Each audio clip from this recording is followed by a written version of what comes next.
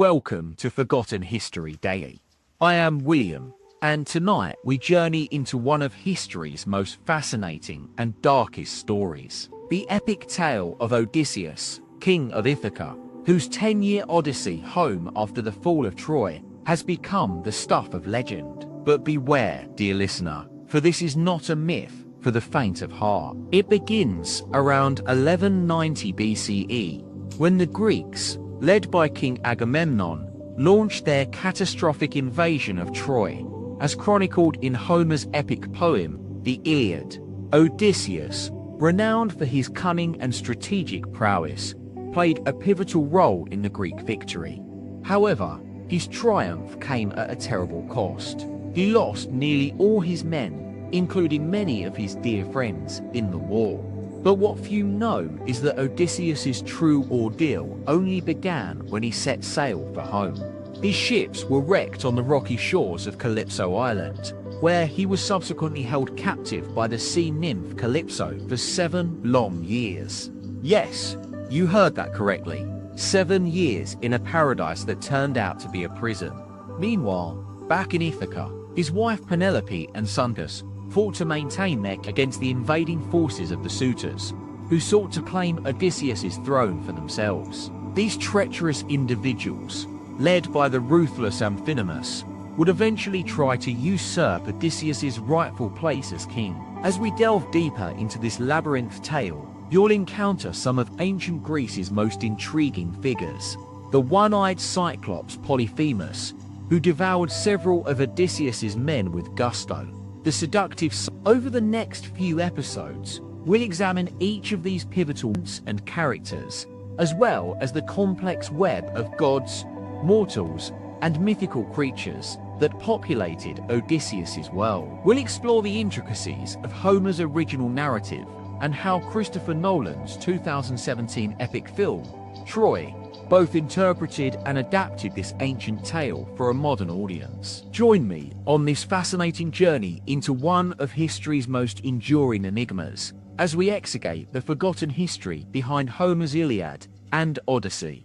As we continue to unravel the mysteries of Odysseus's epic journey, let us begin with the infamous Cyclops Polyphemus. These towering creatures, born from the earth, were said to possess superhuman strength and a single piercing eye that seemed to see right through the souls of mortals. According to Homer, it was while Odysseus and his men were on the island of Sicily, seeking refuge after their disastrous encounter with the whirlpool Charybdis, that they stumbled upon Polyphemus's lair.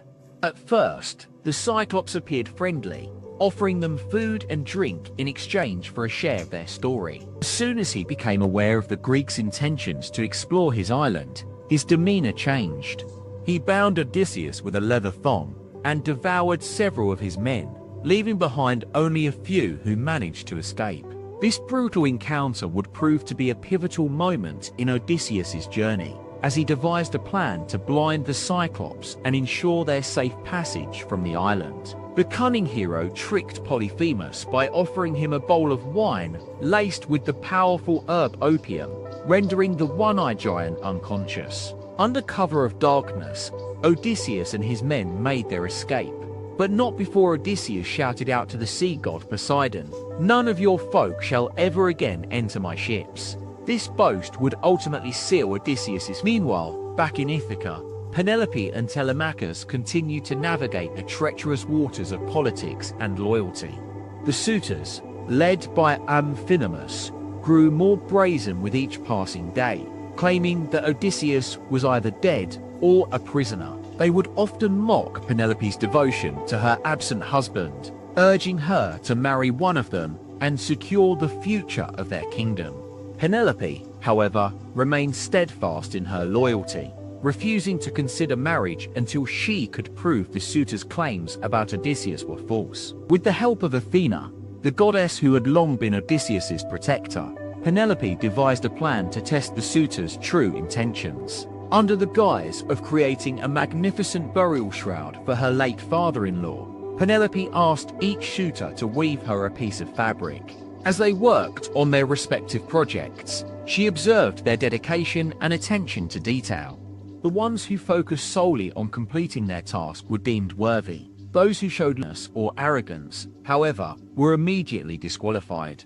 As the story unfolds, we find Odysseus navigating even more treacherous waters, the sea of myth and legend, where mortals and gods alike vie for control. His journey will take him to the edge of human endurance and into the very heart of the divine, where the line between reality and fantasy blurs. Join me next time as we delve deeper into the world of Homer's Odyssey, exploring the mystifying realm of the Sirens, who lured sailors with their irresistible song, and the sea god Poseidon, whose wrath would prove to be. The gods, mortals, and mythical creatures that populate this ancient world will continue to fascinate and intrigue us as we journey further into the heart of Homer's epic poem. But what role did the gods play in Odysseus? Were they benevolent forces, guiding him toward his destination, or capricious beings determined to thwart his progress? And what secrets lie hidden beneath the surface of this ancient tale, waiting to be uncovered by a discerning eye? As we approach the midpoint of our journey, let us pause for a moment to consider the broader context of Homer's Odyssey and its significance in the cultural and historical landscape of ancient Greece. We'll examine how this epic poem reflects the politics, society, and mythology of a long-lost civilization, shedding light on some of the most enduring enigmas of human existence. In our next installment, we will explore the mythological underpinnings of Homer's Odyssey and its profound impact on the artistic expression of ancient Greece. We'll delve into the realms of divination, oracles, and sacred rites that influence the epic poem, highlighting the ways in which these ancient Greeks sought to make sense of their place within the vast tapestry of human experience. Christopher Nolan's 2017 film Troy offers a fascinating take on Homer's Odyssey, focusing on the heroic exploits of Odysseus rather than his arduous return home. As we continue our journey into this labyrinth tale, let us also examine how this epic poem has inspired countless adaptations and interpretations throughout history, from ancient Greek vase paintings to modern. Join me next time as we venture deeper into the heart of Homer's Odyssey, where myth and reality blend together like the waves on a rocky shore. The Sirens await, their song beckoning us toward the very edges of human endurance. The year is 1174 BCE, a time of great turmoil in the Mediterranean world. The sea-states of Greece are at war with each other, while the mighty civilization of Mycenaean Troy lies in ruins after its fall to the Greeks 2 decades prior. But amidst this backdrop of conflict and destruction, we find ourselves on the sun-kissed island of Ithaca, a tranquil haven nestled between the Ionian Sea and the towering peaks of Mount Neriton. Here, in the 10th year of his epic journey, Odysseus finds himself an honored guest at the palace of King Alcinous. The king's court is a vibrant tapestry of color and sound, with nobles, poets, and musicians gathering around the throne to hear tales of Odysseus's adventures on the high seas. As we walk through the palace gates, we're struck by the sense of grandeur that pervades every aspect of Ithacan life. The walls are adorned with frescoes depicting scenes from mythology, while the sound of lawyers and drifts through the air, carried on the gentle breeze. But beneath this facade of luxury lies a complex web of social hierarchy and cultural norms. The nobles who inhabit this palace live in a world governed by strict rules of protocol and etiquette, where every gesture and word is calculated to maintain their position and prestige. We're not far from the tumultuous shores of the Aegean, where the likes of Menelaus and Agamemnon once clashed with the forces of Troy. Yet here on Ithaca, time seems to stand still.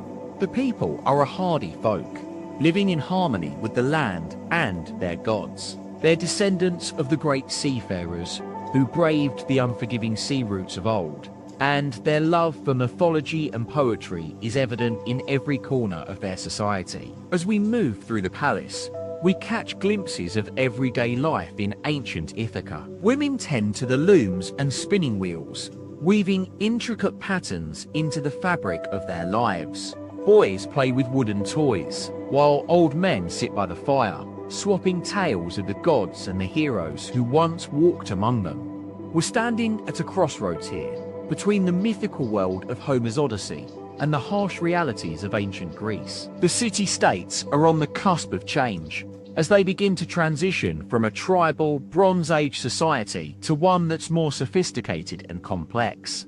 Through this labyrinth tale is King Alcinous himself, a wise and just ruler who recognizes the importance of poetry and storytelling in his people's lives.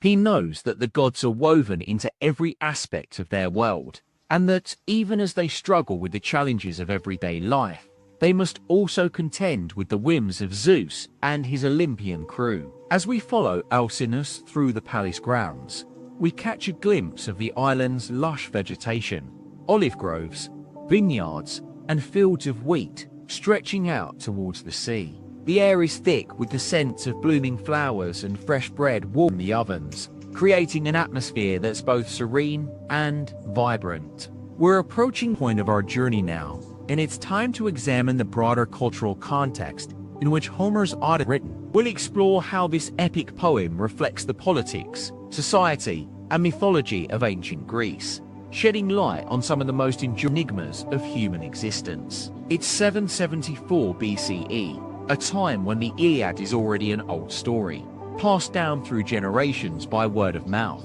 But Homer's Odyssey, which begins with Odysseus setting sail for home after Troy, offers us a glimpse into a world where myth and reality blur, a world that's both familiar and yet utterly alien.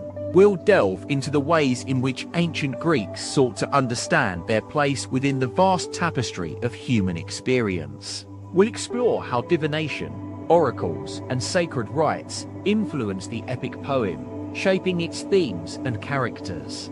And as we journey deeper into this world, we'll discover the ways in which Homer's Odyssey has inspired countless adaptations and interpretations of history, from ancient Greek vase paintings to modern retellings But first, let us pause for a moment and reflect on the significance of Odysseus' Odyssey. What drove him to embark on this perilous journey home? Was it love, loyalty, or something more fundamental? As we stand on the windswept shores of Ithaca, looking out towards the distant horizon, we're reminded that the gods are always watching, their will shaping the course of human lives in ways both subtle and profound. The wind whispers secrets to us as we gaze out at the endless blue expanse. The sea is of the soul, reflecting our deepest fears and desires.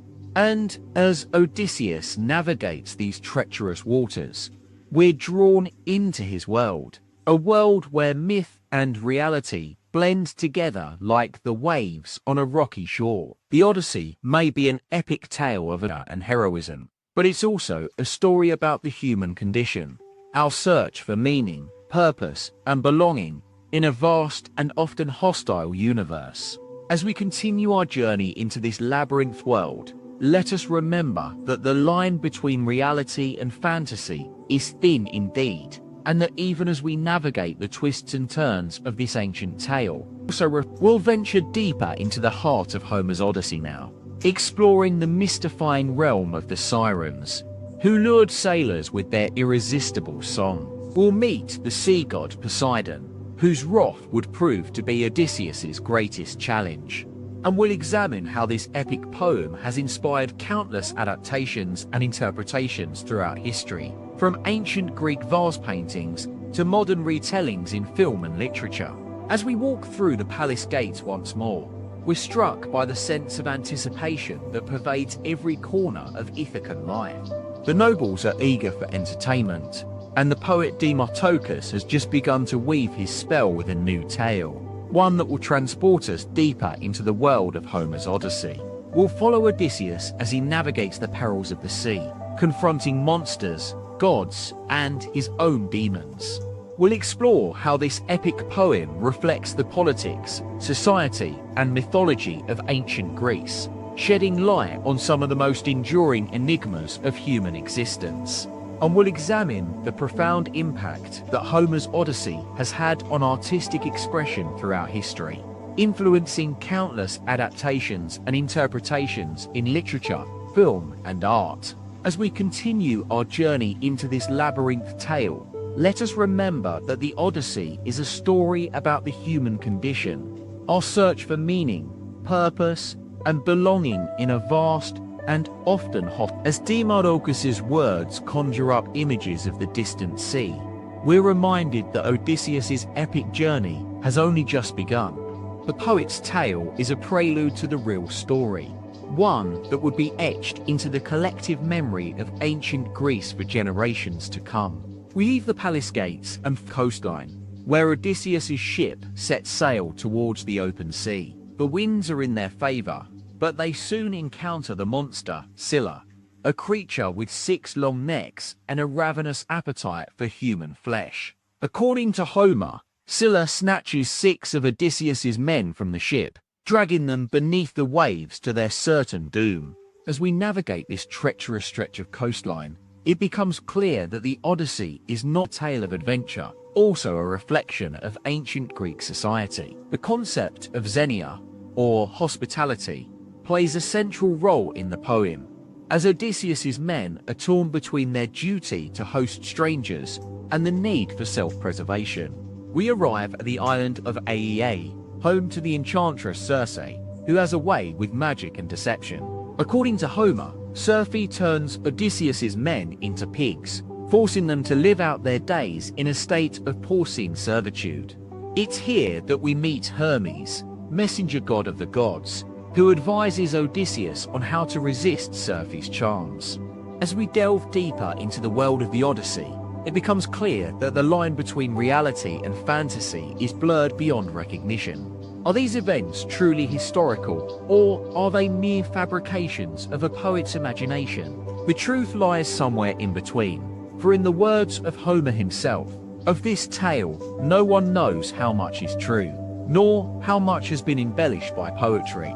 We continue our journey with Odysseus as he confronts the sea god Poseidon. In particular, proves to be a formidable foe, hurling storms and whirlpools against Odysseus's ship at every turn. Meanwhile, back on Ithaca, the situation grows increasingly dire for Penelope, who is struggling to maintain her throne amidst the encroaching suitors. Loyalty to her absent husband remains unwavering, even as she navigates a complex web of politics and intrigue. As we explore the Odyssey's labyrinth world, it becomes clear that this epic poem has inspired countless adaptations and interpretations throughout history. From ancient Greek vase paintings to modern retellings in film and literature, the Odyssey has captured our imagination and continues to captivate audiences to this day. In fact, one of the most ambitious adaptations of the Odyssey in recent memory is Christopher Nolan's 2013 film, Interstellar. While not a direct retelling of Homer's epic, Nolan drew heavily on its themes and motifs, using them as a backdrop for his own exploration of humanity's relationship with space and time. As we draw closer to the end of our journey, it becomes clear that the Odyssey is more than just an ancient tale of adventure and heroism. It's also a profound reflection on the human condition, one that continues to resonate with us today. In the next chapter of this documentary, we'll delve deeper into the politics and society of ancient Greece, examining how the Odyssey reflects the values and concerns of its time. We'll also explore the lasting impact of Homer's epic poem on artistic expression throughout history, from literature to film to visual art. As we walk through the shadows of Ithacan life, one thing becomes clear: the line between reality and fantasy may be thin indeed, but it's also a reminder that our search for meaning, purpose, and as we delve deeper into the world of ancient Greece, it's essential to understand the social and cultural context in which the Odyssey was born. During this period, around 800 BCE, Greek society was undergoing significant changes. The city-states were rapidly expanding, and trade, commerce, and diplomacy became increasingly complex. Against this backdrop, Homer's epic poem serves as a window into the values and concerns of ancient Greece. At its core, the Odyssey is a tale of survival, loyalty, and duty, reflecting the societal norms that governed Greek life during this era. The poem highlights the importance of filial piety, marital fidelity, and patriotism. One of the most fascinating aspects of the Odyssey is its nuanced portrayal of women's roles in ancient Greece. Penelope, Odysseus's devoted wife, embodies a complex blend of strength, wit, and vulnerability. She's depicted as a capable ruler, managing her kingdom with intelligence and cunning, while maintaining her loyalty to her absent husband. This representation of women challenges the common misconception that ancient Greek society was patriarchal and misogynistic. In reality, Homer's work showcases a more nuanced understanding of female agency, emphasizing their capabilities in governance, commerce, and family life. Furthermore, the Odyssey provides valuable insights into ancient Greek mythology and its pantheon of gods. The divine realm is depicted as a labyrinth world, with various deities vying for power and influence. Zeus, king of the gods, often appears distant and detached, yet his decrees shape the fate of mortals like Odysseus. As we explore this mystical dimension, it's essential to recognize the Odyssey's ambivalence toward the divine. Homer presents the gods as capricious and frequently hostile, with their whims influencing human affairs without rhymes or reason. This paradox highlights the tension between free will and destiny, a central theme throughout the poem. The Odyssey has had an unparalleled impact on artistic expression throughout history, from literature to film to visual art. Its motifs have been adapted and reinterpreted countless times, each iteration shedding new light on the original epic poem. From Sophocles' tragic dramas to James Joyce's modernist masterpiece, Ulysses, the Odyssey continues to inspire creative minds. Filmmakers like Stanley Kubrick and Christopher Nolan have also drawn upon its themes and motifs, using them as a springboard for their own explorations of human nature. One such adaptation is, in fact, Homer's own influence on other ancient Greek authors. The Argonautica, a tribute to Apollonius of Rhodes, shares striking similarities with the Odyssey, borrowing from its narrative structure, characters, and mythological framework. This process of artistic cross-pollination underscores the Odyssey's enduring relevance. Its themes and motifs have transcended time and space, speaking to fundamental human concerns that continue to resonate today. In this next chapter, we'll examine how the Odyssey has inspired some of history's most iconic works of art, from ancient Greek vase paintings to modern masterpieces. We'll also delve deeper into Homer's enigmatic persona, exploring how his work reflects both personal and cultural experiences. By examining the life of its author, we can better understand the creative forces that drove this epic poem, allowing us to appreciate the Odyssey as a true masterpiece of world literature. Good evening, and welcome to Forgotten History Daily. Tonight, we embark on a journey through the annals of ancient Greek history, delving into one of the most enduring tales of all time, the Odyssey. This epic poem has captivated audiences for millennia, its themes and motifs woven into the very fabric of Western literature. As we explore the story of Odysseus, king of Ithaca, we find ourselves transported to a world where myth and reality blurred, where gods walked among mortals, and where the boundaries between civilization and savagery. But before we embark on this, let's set the stage for our tale. It is the 12th century BCE, a time of great upheaval in ancient Greece. The Trojan War has just ended, leaving its victors to ponder their fate amidst the ruins of Troy. This pivotal moment marks the beginning of Odysseus's long and arduous journey home, a quest that will test his mettle, challenge his courage, and push him to the very limits of human endurance. But who was this enigmatic hero, and what drove him to undertake such a perilous adventure?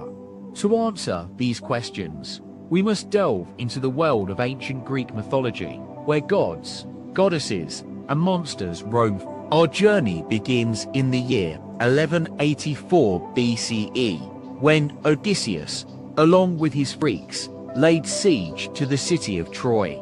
The war had been raging for 10 long years, with both sides suffering heavy losses. But finally, after a series of strategic maneuvers, including the Trojan horse, the Greeks emerged victorious. It was during this campaign that Odysseus distinguished himself as one of the greatest military minds of his time, a reputation that would precede him throughout his journey. However, for all its glory, war brings neither honor nor fortune without cost. The aftermath of Troy saw many Greek leaders struggling to reclaim their rightful places in their homelands. It was amidst this tumultuous backdrop that Odysseus set sail for Ithaca, eager to reunite with his family and reclaim his throne. Now, as we follow the trailblazing exploits of Odysseus, keep in mind that our knowledge of these events is filtered through the poetic lens of Homer, the masterful Greek epic poet who first put pen to paper over 2,000. Homer's Odyssey is not a strictly historical account, but rather an artistic masterpiece, born from a fusion of oral traditions, mythological tales, and personal experiences. So what was it about Odysseus that captivated the imagination of ancient Greeks? What made him such an enduring figure in Western literature? One reason lies in his extraordinary character, a perfect blend of cunning intelligence, bravery, and compassion. These traits allowed him to navigate the unforgiving world of ancient Greece with aplomb. The other key factor was Homer's masterful storytelling. The Odyssey is woven from a rich tapestry of mythological allusions, folkloric tales, and everyday experiences. By drawing upon these diverse sources, Homer created an epic poem that not only reflected the cultural values of his time, but also offered timeless insights into human nature. Let us now set sail with Odysseus as we navigate the labyrinth world of ancient Greek mythology.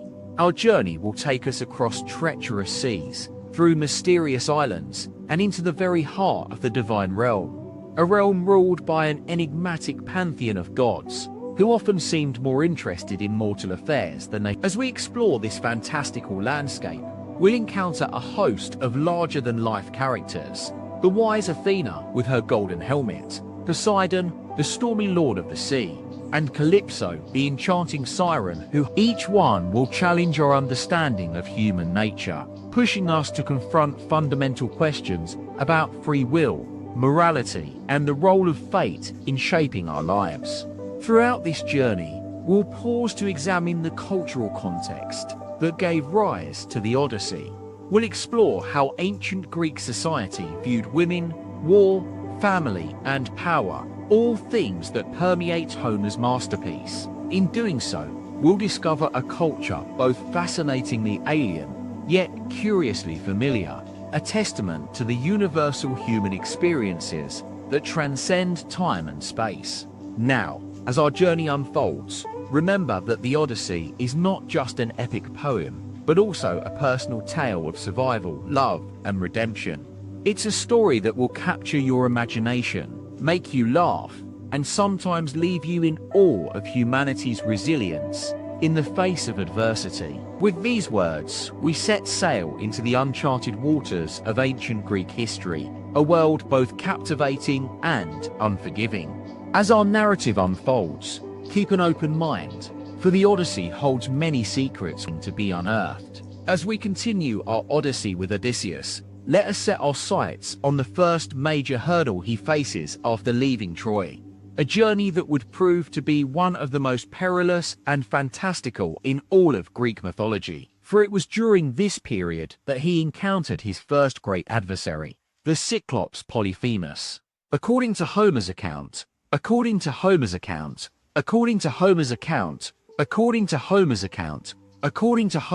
cave-dwelling, belonging to none other than Polyphemus, a monstrous one-eyed giant. The Cyclops, it seems, was no ordinary creature. He was a formidable force of nature, feared by all who knew him. Odysseus and his men decided to take advantage of the situation, to capture Polyphemus and use him for their own gain. They came up with a clever plan. While Polyphemus slept, Odysseus would single-handedly blind the giant using a hot iron rod. The mission was a success, but it would prove to be a short-lived victory. Polyphemus, enraged by his newfound blindness, let out a mighty roar that echoed across the island, summoning his fellow Cyclops to come and aid him in revenge against the human invaders. As Odysseus and his men fled for their lives, they were pursued by Polyphemus and his crew of one-eyed behemoths. The encounter with Polyphemus served as a stark reminder of the perils that lay ahead for Odysseus on his journey home. He had encountered a force so primal and violent that it defied all rational understanding, a manifestation, perhaps, of the darkest aspects of human nature. But the story doesn't end there. As we delve deeper in the Odyssey, we begin to realize that the gods themselves were intimately involved in Odysseus's journey. Athena, in particular, played a pivotal role as his guiding and protector. However, her influence was not always straightforward. Sometimes she chose to work through others, or push events from behind the scenes.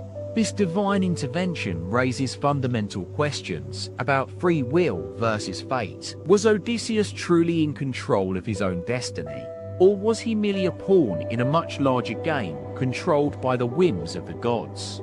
This paradox is at the heart of the Odyssey, and one that continues to captivate scholars and readers to this day. We also need to explore the role of Poseidon, who became Odysseus's greatest nemesis on his journey home. As we know from mythological accounts, Poseidon was no ordinary god. He was a fierce and unforgiving deity who demanded absolute respect from mortals. His wrath against Odysseus would prove to be a constant thorn in the hero's side throughout their epic confrontation. But before delving into these encounters in the divine realm, let us pause for a moment to reflect on what Homer achieved through the Odyssey. By weaving together mythological tales of love, loss, and transformation, he created an epic that transcended the boundaries of ancient Greece, speaking directly to our own experiences, hopes, and this fusion of mythology with human emotion allowed Homer to tap into something deep within the collective psyche, a shared understanding of what it means to be human. It's this timeless quality that has made the Odyssey one of the most enduring stories in all literature, one that continues to captivate audiences to this day, over 2,800 years since its creation. As we continue on our journey with Odysseus, we will encounter even more fantastical creatures and divine beings who shape his fate. We'll explore the true nature of these mythological entities, examining the cultural context in which they arose, a world of ancient Greek values, where gods and mortals interacted in a delicate balance of power. So join me as we set sail once again into the uncharted waters of the Odyssey, navigating treacherous seas, encountering mysterious islands, and discovering the timeless secrets that lie at the heart of this epic. As Odysseus sets out on his perilous journey home, he faces his first major challenge in the form of a monstrous Cyclops. This one-eyed giant, Polyphemus, is the son of Poseidon and lives on an isolated island, where he rules with brutal force over his flock of sheep. The encounter between Odysseus and Polyphemus would go down in history as one of the most famous confrontations between mortals and gods in all mythology. According to Homer's accounts, Odysseus and his men are shipwrecked on the island after their raft is destroyed in a storm. As they try to find food and shelter, they stumble upon Polyphemus' lair, where they're met with a mix of curiosity and hostility. The Cyclops, it seems, has been expecting them, and he reveals that Poseidon had sent him a sign, the press shipwrecked party on his island. As Odysseus tries to negotiate with Polyphemus, offering gifts in exchange for safe passage, he realizes that the Cyclops is not what he seems. This creature, though monstrous in appearance, has a certain cunning and intelligence that allows him to outwit even the great hero himself. In a coup, Odysseus blinds Polyphemus, using his wit and resourcefulness to overcome the Cyclops' brute strength. But this victory comes at a steep price. As they escape from the island, Odysseus must endure the wrath of Poseidon, who now seeks revenge against him for blinding his son. This sets in motion a chain reaction of events that will shape the rest of Odysseus's journey home. A series of trials and tribulations that test not only his physical strength, but also his character. The encounter with Polyphemus serves as a metaphor for the complex relationships between mortals and gods in the Odyssey. On one hand, we see the power dynamics at play, where the gods wield control over human fate and can unleash devastating consequences on those who cross them. On the other hand, this episode highlights Odysseus's cleverness and determination to outwit even the most formidable foes. As we delve deeper into the Odyssey, it becomes clear that Homer's masterful storytelling is not just about epic battles or divine interventions, but also about the inner struggles of his characters. We see Odysseus grappling with the complexities of leadership, loyalty, and the consequences of one's actions, themes that continue to resonate with readers today. In the next chapter of our journey, we'll explore another pivotal moment in the Odyssey, the encounter with the Sirens. These mysterious creatures have long captivated human imagination, their allure and danger making them one of the most fascinating aspects of ancient Greek mythology. As Odysseus navigates these treacherous, he faces a choice that will test his resolve and leadership, a decision that will either save or damn his crew. Let us now set sail for the island of the Sirens, where we'll encounter another enigmatic figure in the Odyssey. Calypso, this sea nymph, daughter of Atlas and Themis, has her own agenda for Odysseus, one that blurs the lines between divine intervention and romantic entanglement. We'll examine the symbolism behind this relationship, exploring how it reflects the complexities of love, power, and the human condition. The Odyssey is not just a story about a hero's journey, it's also an exploration of what it means to be human, with all our flaws, weaknesses, and contradictions. As we continue on this epic adventure, we'll encounter yet more mythological entities, each one revealing new facets of ancient Greek culture and the human experience. Join me next as we venture into the heart of the Odyssey's most enigmatic realm, the domain of the Sirens. In the sweltering heat of a Greek summer, 1194 BCE, Odysseus' fleet approaches the fabled island of Aeae. This is the domain of the enchantress Calypso, daughter of Atlas and Themis, who has been secretly nursing Odysseus back to health after his ordeal with Polyphemus. As they drop anchor in the tranquil waters of the lagoon, Odysseus' men go about their duties, unaware of the intrigue that's unfolding. For on this island, time stands still, and the boundaries between reality and myth blur. The lush greenery of the forest seems to whisper secrets to the wind, as if trying to keep its inhabitants' true nature hidden. Meanwhile, Calypso herself emerges from her palace, a vision of loveliness with skin like alabaster and hair like gold. She watches Odysseus from afar, mesmerized by his rugged charm and the aura of a hero who has braved the depths of Tartarus itself. As she approaches him, the air thickens with anticipation. Odysseus, ever wary, senses something is amiss. He's been on this journey for nearly 10 years now, facing countless perils and near-death experiences. The memory of his wife, Penelope, and their son, Telemachus, has become a distant dream, a fleeting glimpse of a life left behind. Calypso's intentions are shrouded in mystery. Is she genuinely concerned for Odysseus's well-being? Or does she have ulterior motives? Her island paradise seems too idyllic to be real. The crystal-clear waters, the lush vegetation, and the sweet songs of the sirens in the distance. As Odysseus engages with Calypso, he becomes increasingly entranced by her charms. She offers him immortality on her enchanted isle, a prospect that's both tantalizing and terrifying. For if he accepts, he'll be abandoning his mortal life, his loved ones, and his destiny as a king. This conundrum sets Odysseus's mind aflame with conflicting emotions. He's been driven by a burning desire to return home for years, but Calypso's words ignite a spark within him, a desire to transcend mortality and become one of the gods themselves. As he stands at this crossroads, the past begins to unravel in his mind, like a tapestry torn apart.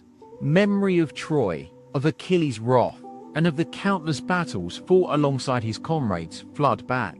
His heart swells with a sense of duty towards his family, towards Ithaca, and towards the legacy he's yet to fulfill. The fate of Odysseus hangs precariously in the balance. Will he choose the allure of immortality, or hold fast to his mortal lot?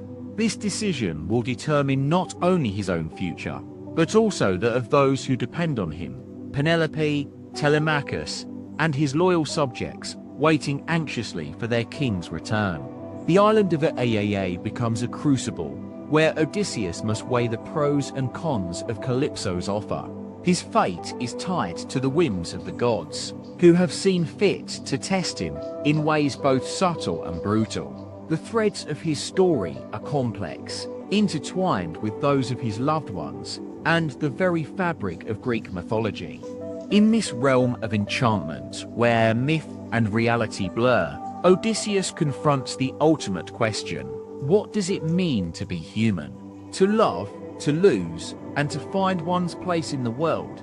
These are the struggles that define him, that make his journey a testament to the indomitable spirit of humanity. As we stand alongside Odysseus on this fateful day, July 28th, 1194 BCE, we're reminded that even the greatest heroes face their own demons. His is a tale of triumph and heartbreak, of loyalty and deception, a testament to the complexity of human nature in all its flawed beauty. The Odyssey is not just an epic poem about war and gods. It's a deeply human story of love, loss, and redemption. As we navigate the labyrinth paths of AE alongside Odysseus, we're drawn into a world where myth and reality blend, where heroes rise and fall, and where the very essence of humanity is put to the stakes are high as Odysseus weighs his options: to surrender to Calypso's enchantment, or forge ahead towards Ithaca. The outcome hangs precariously in the balance, influenced by the whims of the gods, the loyalty of his crew, and the depths of his own heart. In this critical juncture, we find ourselves asking, what would you do if offered immortality? Would you forsake your loved ones, your legacy, and your very humanity for eternal life among the gods? The answer lies within Odysseus himself, a man who's faced unimaginable horrors, yet clings to his mortality like a lifeline.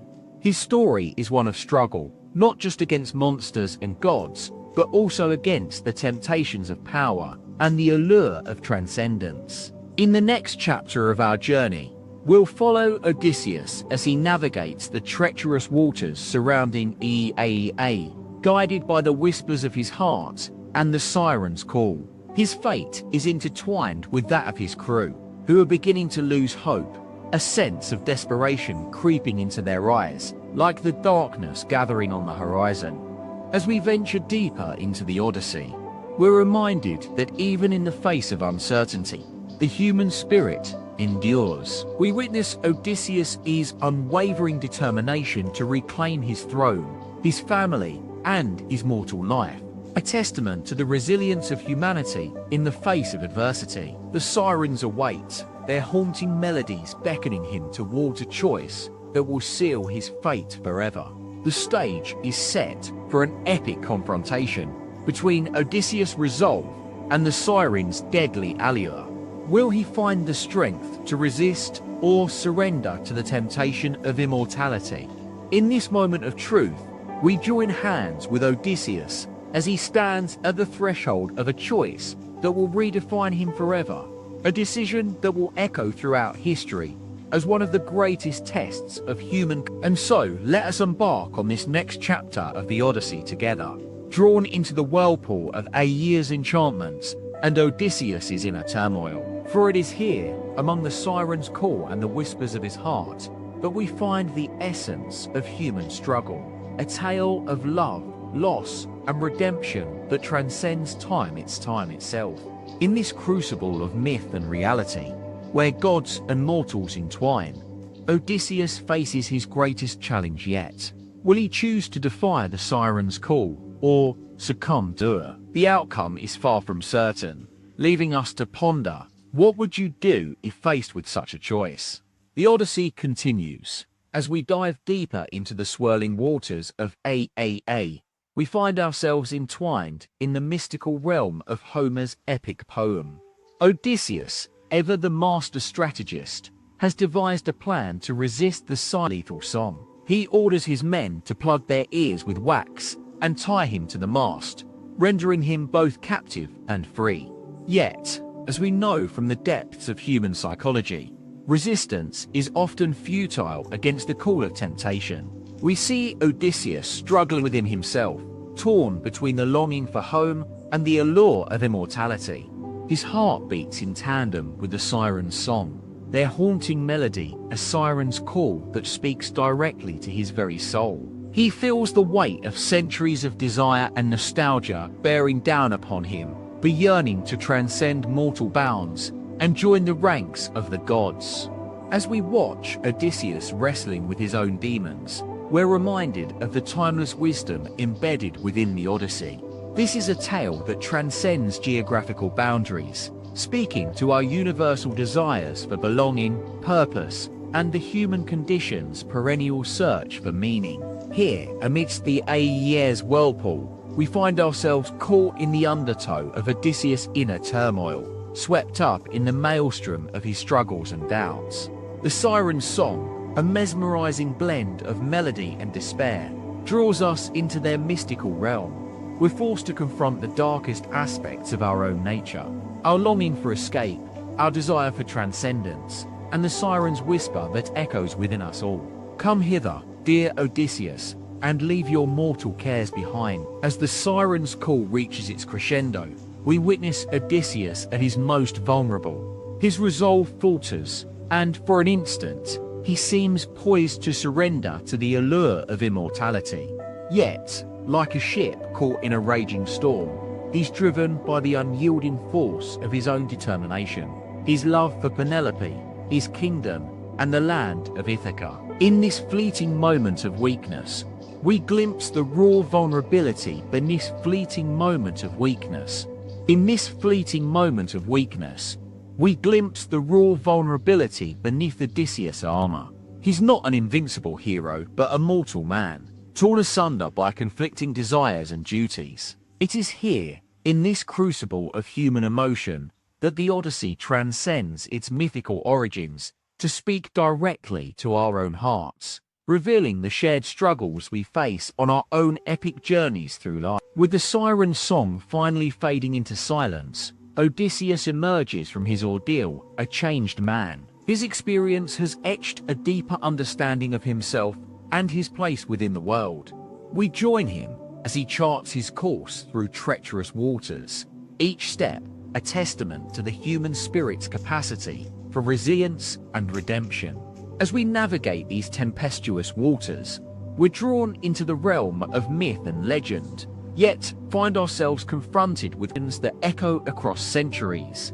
What would you do if faced with such a choice? How would you resist the Sirens' call and stay true to your own destiny? The Odyssey beckons us forward, its haunting melodies whispering in our ears like the Sirens' song itself.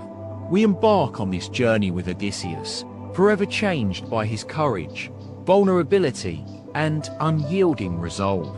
As we continue to follow Odysseus on his perilous journey, we find ourselves amidst a labyrinth world of ancient Greece, where myth and reality blur like the horizon at dawn. The Sirens' encounter has left an indelible mark on our hero's psyche, but he must now face another formidable challenge: the treacherous waters of Circe, home to the sea nymph Calypso. This enigmatic figure, a child of Atlas and a goddess in her own right, has taken Odysseus captive, ensnaring him with her irresistible charm. We're witness to a relationship that's both alluring and oppressive, a testament to the blurred lines between seduction and captivity. Calypso's intentions are far from altruistic. She seeks to keep Odysseus self, indulging in his beauty while prolonging his stay on Ogygia. The tension is palpable as we watch Odysseus struggle with his own desires and loyalties. He's torn between the comfort of Calypso's paradise and the call of duty that beckons him back to Ithaca. His longing for Penelope, now a distant memory, haunts him still, a bittersweet reminder of what he sacrificed for the sake of adventure. Meanwhile, Zeus, the supreme ruler of the gods, has grown increasingly impatient with Odysseus' prolonged absence from his kingdom. He's forced to intervene, dispatching Hermes, the messenger god, to inform Calypso that her prisoner must be released back into the world. This divine decree sets in motion a chain of events that will lead our hero toward the final leg of his journey. As we accompany Odysseus on this Odyssey of the soul, we begin to glimpse the intricate web of relationships between gods and mortals, each with their own agendas, motivations, and desires.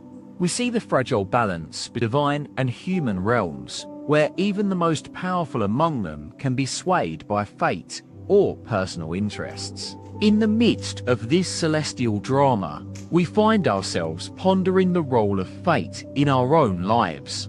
Are we bound by a predetermined course, as Odysseus seems to be? Or do we possess agency, capable of shaping our own destinies, despite the whispers of fate and fortune? The Odyssey's answer is ambiguous, a reflection of the human condition itself. Our hero's journey is both a testament to his resilience and a demonstration of the capricious nature of the gods. As we navigate these treacherous waters alongside Odysseus, we begin to realize that our own odyssey through life is fraught with unexpected twists and turns, shaped by choices we make and circumstances beyond our control. And so, as Odysseus sets sail once more from Ogygia's shores, he's not the same man who departed Troy 10 years prior. The trials of his journey have etched upon him a deeper understanding of himself and the world around him, an epiphany that will ultimately shape the course of his life. We join him as he charts a course through treacherous waters, a testament to the indomitable human spirit's capacity for redemption and transformation.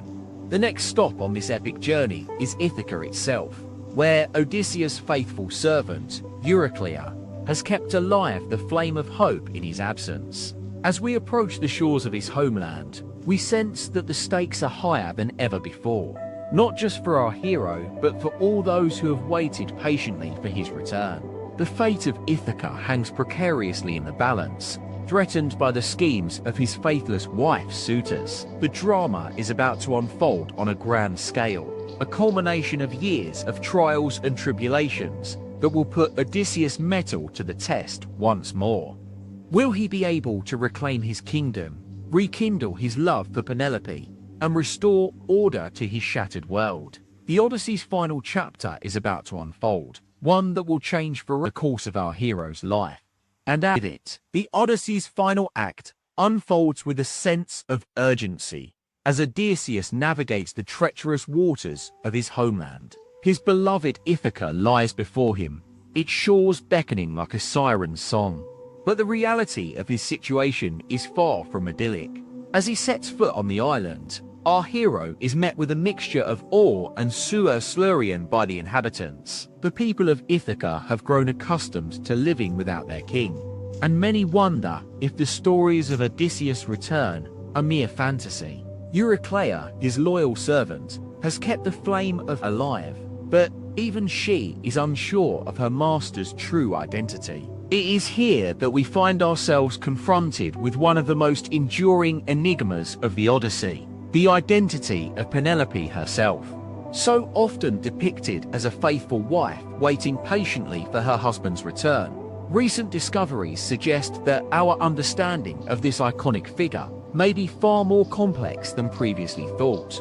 In 2001, an excavation at the Palace of Nestor in Pylos unearthed a treasure trove of clay tablets bearing inscriptions from the Mycenaean period. Among them was a tablet bearing the name Pe-wo-ni, a tantalizing clue that some scholars believe may be a reference to Penelope herself. However, this revelation raises more questions than answers. If Pe-wo-ni is indeed Penelope, What does it say about her role in the Odyssey? Was she a willing participant in Odysseus' prolonged absence, or did she play a more sinister part in his downfall? The Mycenaeans were known for their complex social hierarchies and intricate web of relationships. It's possible that Penelope was not simply a devoted wife, but rather a shrewd politician navigating the treacherous waters of her husband's kingdom. Her famous teasing of the suitors, it seems, may have been more than just a clever ruse to stall their advances. Meanwhile, Odysseus must contend with the growing unease among his people. The suitors, led by Antinous and Eurymachus, have grown increasingly emboldened in his absence. They see in Penelope's hesitation an opportunity to seize power and claim the throne for themselves. As tensions rise, our hero faces a dilemma: how to reclaim his kingdom without sparking open conflict with those who would seek to usurp him. His only lies in winning over the hearts of his people, but this will require a deep understanding of their desires and fears. No easy feats given the long years of his absence. One figure stands out among the suitors: Agelaus, a cunning and manipulative strategist from the island of Dulichium. Recent research suggests that Agelaus may have had ties to the Egyptian court, where he likely played a key role in the diplomatic maneuverings between the Mycenaeans and their Egyptian allies. This revelation has far-reaching implications for our understanding of the Odyssey's geopolitical context. The story we now see is not just a personal epic of one man's struggle, but also a reflection of the complex web of alliances that shaped the ancient Mediterranean world.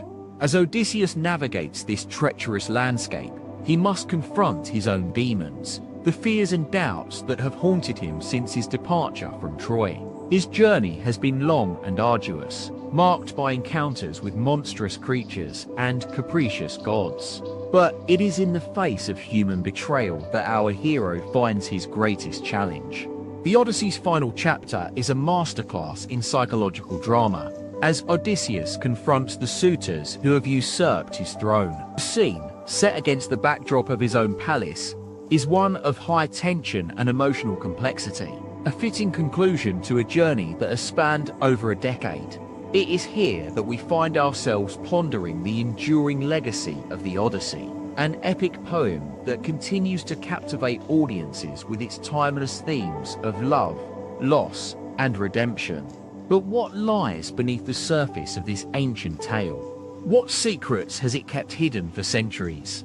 In 2013, a team of researchers published a groundbreaking study on the Odyssey's use of metaphor and symbolism. Their findings revealed a rich tapestry of coded language and deliberate misdirection, a narrative that seems to conceal as much as it reveals. The study suggests Odyssey may be more than just a story about one man's journey. It may be a veiled account of the ancient world's most pressing concerns: power, identity, and the human condition. The poem's use of mythological allusions, astrological references, and ritualistic language serves to conceal its true meaning, a meaning that only becomes apparent when read through the lens of modern scholarship. As we bring this epic journey to a close, we find ourselves confronting the same questions that have haunted scholars for centuries. What lies at the heart of the Odyssey? What secrets does it conceal? And what truth does it reveal? The answer, it seems, is far more complex than previously thought. The Odyssey's true meaning, like its hero's journey itself, remains an enigma, a tantalizing riddle waiting to be solved by generations to come. In this final act of the Odyssey, we find ourselves lost in the labyrinth corridors of human experience. Our hero has navigated the treacherous waters of war, politics, and love. He has confronted his own demons and emerged transformed, but not unchanged. As Odysseus reclaiming his throne, our eyes are drawn to the distant horizon, a landscape that stretches beyond the confines of his story.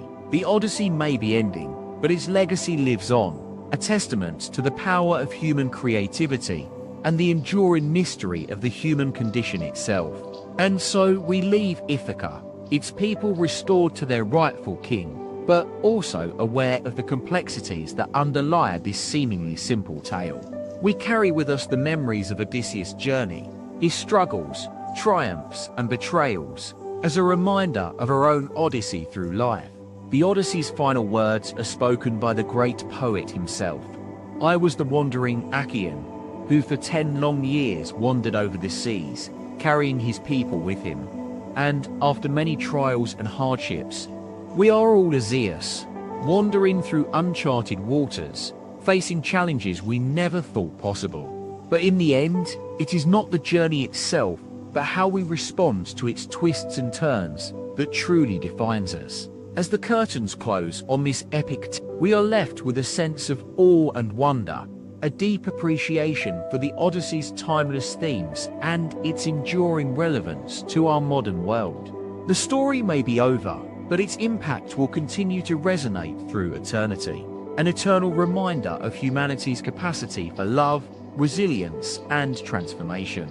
As we reflect on the Odyssey's final moments, it's essential to acknowledge that the epic poem is not just a work of ancient Greek literature, but also a testament to the power of storytelling. The Odyssey has captivated audiences for millennia, its themes and motifs speaking directly to our collective experiences as humans. One of the most fascinating aspects of Homer's masterpiece is its use of mythological creatures to explore the complexities of human nature. Take, for instance, the Cyclops Polyphemus, a monstrous figure who embodies both the fears and desires that lie at the heart of Odysseus' psyche. In Book 9 of the Odyssey, Polyphemus represents the repressed emotions and the darker aspects of humanity that Odysseus seeks to escape.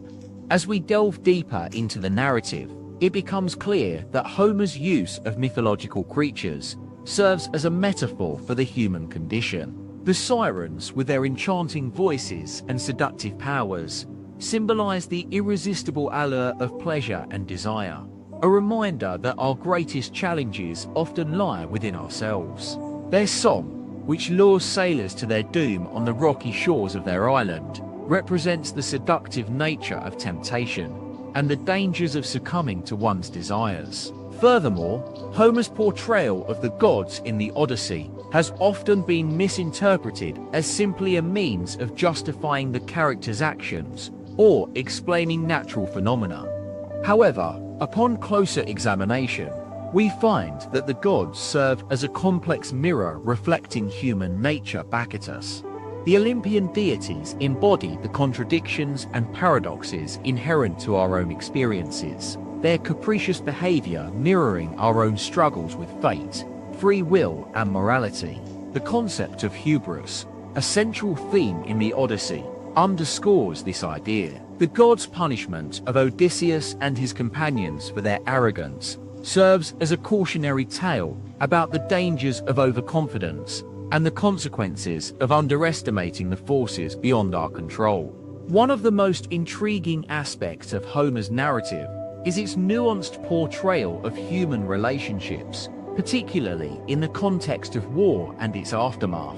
The bonds between Odysseus and his men are forged through shared experiences, mutual respect, and trust, a testament to the transformative power of friendship and loyalty in the face of adversity. In contrast, the treacherous characters who betray Odysseus serve as foils to this theme, highlighting the devastating consequences of deception, jealousy, and ambition. Their actions underscore the complexities of human nature, where even the most seemingly loyal and devoted individuals can turn against their former friends under the influence of greed or revenge. As we reach the conclusion of our journey through the Odyssey, it's essential to acknowledge that Christopher Nolan's film adaptation, while not a direct translation of Homer's epic poem, offers a powerful interpretation of its themes by infusing the narrative with modern sensibilities and cinematic flair. Nolan's vision serves as a testament to the enduring relevance of the Odyssey in contemporary culture. In Nolan's adaptation, we see a more nuanced and complex portrayal of Odysseus, one that grapples with the moral ambiguities and psychological complexities of his character. The film's non-linear narrative structure, mirroring Homer's own use of flashback and memory, adds an additional layer of depth to our understanding of the hero's journey. Ultimately, as we close this chapter on the Odyssey, we're reminded that its themes and motifs continue to resonate through our modern world. Whether it's the struggle for identity and belonging, or the ongoing quest for meaning and purpose in a chaotic universe, Homer's masterpiece speaks directly to our collective experiences, an eternal reminder of humanity's capacity for. And so we depart from Ithaca, carrying with us the memories of Odysseus's journey, forever changed by the lessons of his Odyssey through the labyrinthine corridors of human experience. As the great poet himself would say, "I was the wandering Achaean." Our own stories, like Odysseus, forever etched in the sands of time. As we delve deeper into the world of the Odyssey, it's time to shine a light on some of the most fascinating personalities that populate its pages. While Odysseus and his men have taken center stage thus far, there are other characters who played pivotal roles in shaping the course of events. One such figure is Eurycleia, Odysseus' loyal and long-serving nurse. Her unwavering dedication to her master is a testament to the deep bond they share, forged over years of intimate care and attention. As we learn more about her life, it becomes clear that Eurycleia's motivations extend far beyond mere loyalty. Born into slavery, Eurycleia was brought to Ithaca as a child, where she would eventually become Odysseus' nurse. Her experiences would have been shaped by the tumultuous events of the Trojan War, and it's likely that she played a significant role in caring for Odysseus' young son, Telemachus. Eurycleia's knowledge of the palace's inner workings is unparalleled, and her insight into the machinations of Penelope and her suitors proves invaluable to Odysseus. However, as we explore her backstory, it becomes apparent that Eurycleia harbored secrets of her own. In 1194 BCE, during a brief interlude in the war, Odysseus had entrusted Eurycleia with a sacred task: to keep his wife and son informed about his whereabouts and condition. This subtle act speaks volumes about Odysseus' character, a man who values honesty and transparency above all else. Eurycleia's role in the Odyssey extends far beyond her relationship with Odysseus, however. As the loyal servant of the palace, she plays a crucial part in navigating the treacherous waters of Ithacan politics. Her nuanced understanding of the suitors' motivations and alliances makes her an essential confidant for Telemachus as he navigates his father's return. But Eurycleia's greatest challenge lies ahead, recognizing Odysseus upon his eventual return to Ithaca. Her memories of the past, etched into her mind like the intricate patterns on a piece of pottery, would prove essential in verifying the stranger who claimed to be her master. Meanwhile, another key player begins to emerge from the shadows: Melanthius, the loyal butler and servant of King Laertes' household. A skilled archer and hunter, Melanthius has been tasked with tracking down Odysseus, whose disappearance has left a power vacuum in Ithaca. His dedication to Laertes is admirable, yet it's clear that Melanthius harbors his own motivations, ones that may not align with the interests of those around him. We learn more about his life as we follow the Odyssey's narrative through 1183 BCE, when the war-weary kingdom struggles to come to terms with its lost leader. Melanthius's actions are shaped by his own sense of duty and responsibility, yet it's possible that he may be hiding secrets of his own. His fate becomes intertwined with Eurycleia's as both characters navigate the treacherous landscape of Ithacan politics, their loyalties tested to the limit.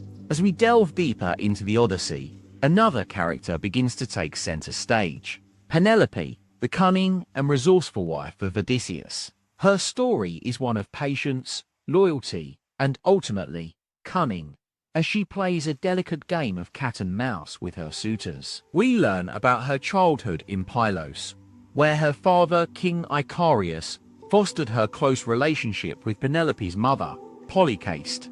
As the years pass, Penelope becomes increasingly aware of her husband's fate, yet her own life is bound by the strictures of society and duty.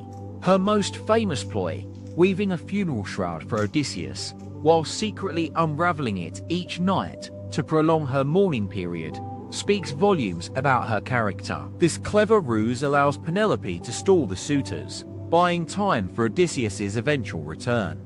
But what of Penelope's own desires? Her motivations extend far beyond mere loyalty to her husband and kingdom. As we explore her inner world, it becomes clear that Penelope harbors her own ambitions, ones that may not align with the interests of those around her. As 1182 BCE dawns on Ithaca, the suitors' grip on power tightens.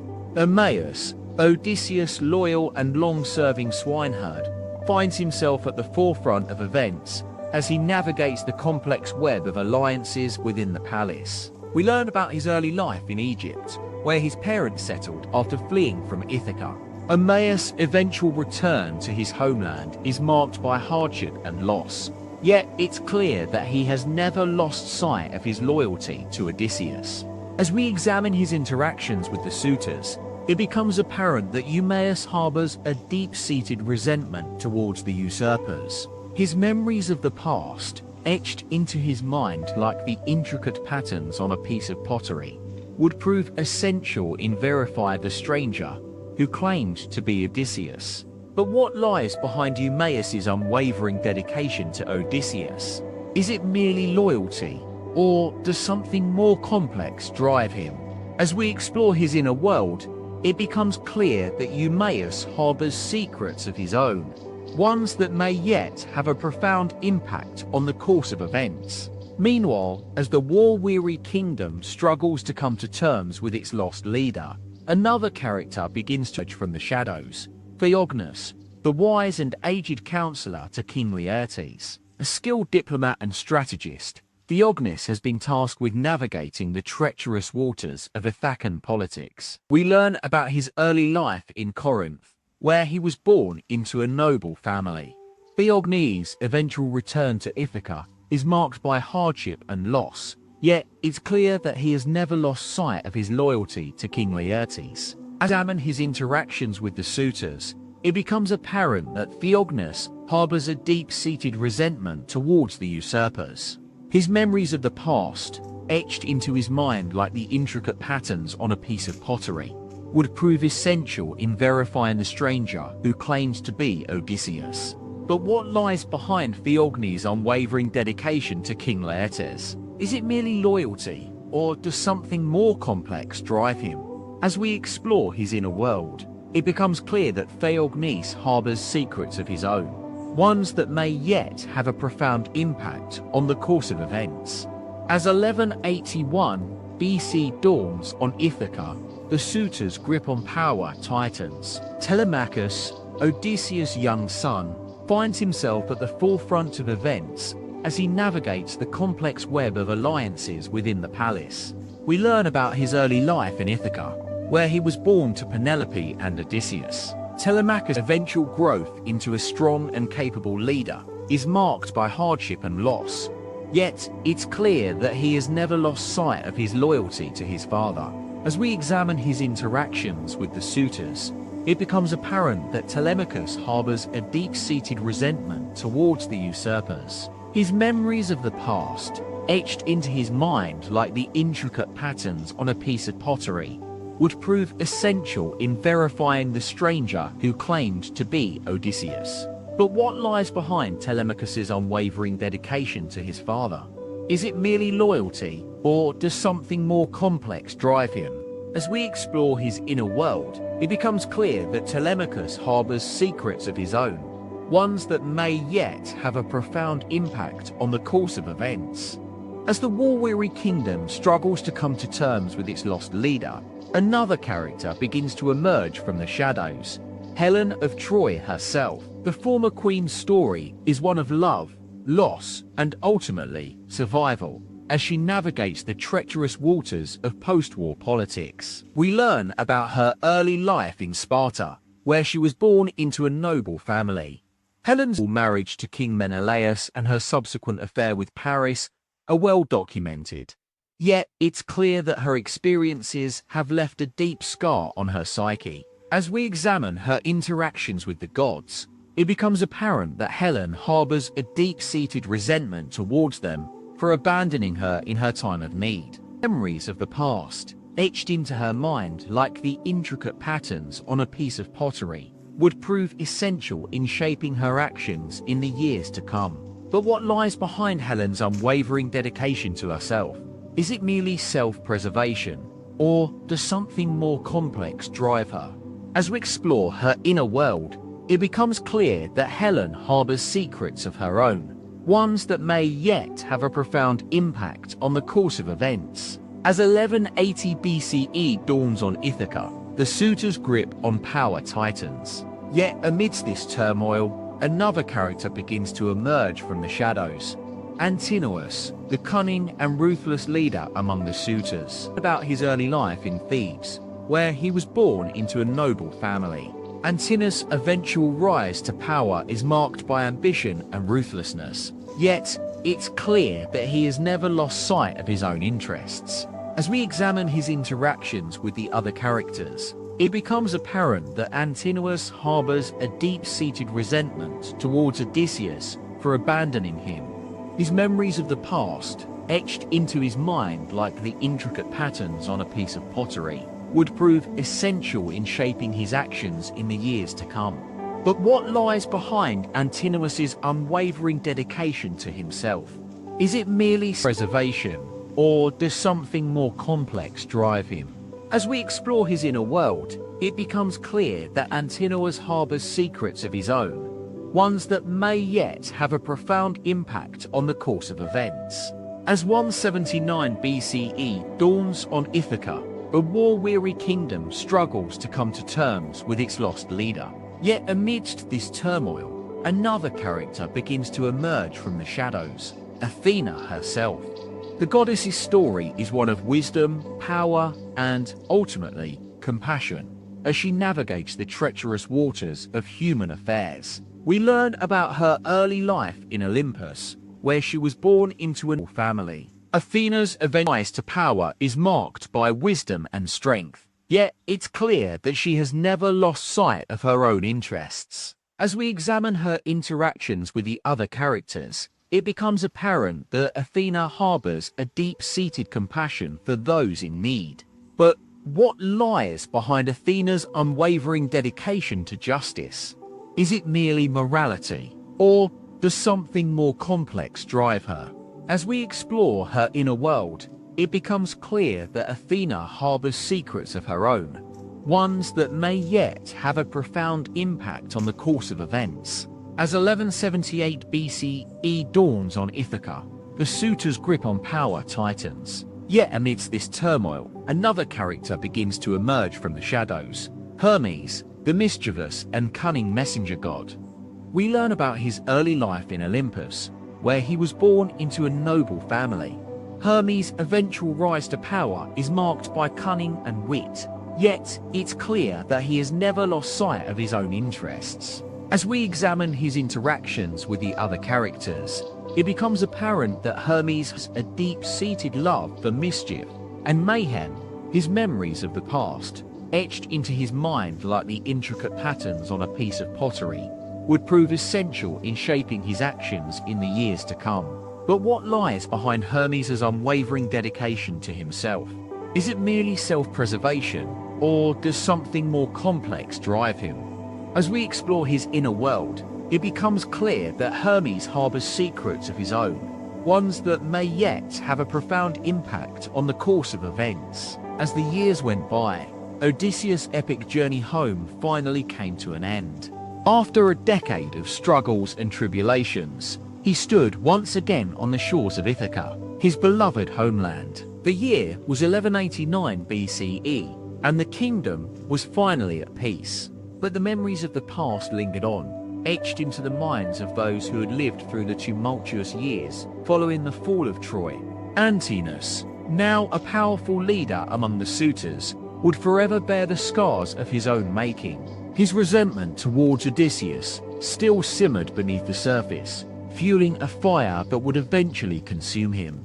Meanwhile, Athena's compassion and wisdom had guided the kingdom through its darkest hour.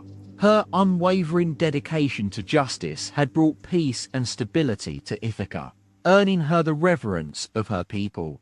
As the years passed, she continued to watch over the kingdom, her guidance and counsel sought by all who needed it. Hermes, ever the mischief maker, had found new ways to ply his trade in the post-war era. His cunning and wit had served him well as a diplomat, mediating disputes between rival city-states and forging alliances that would last for generations to come.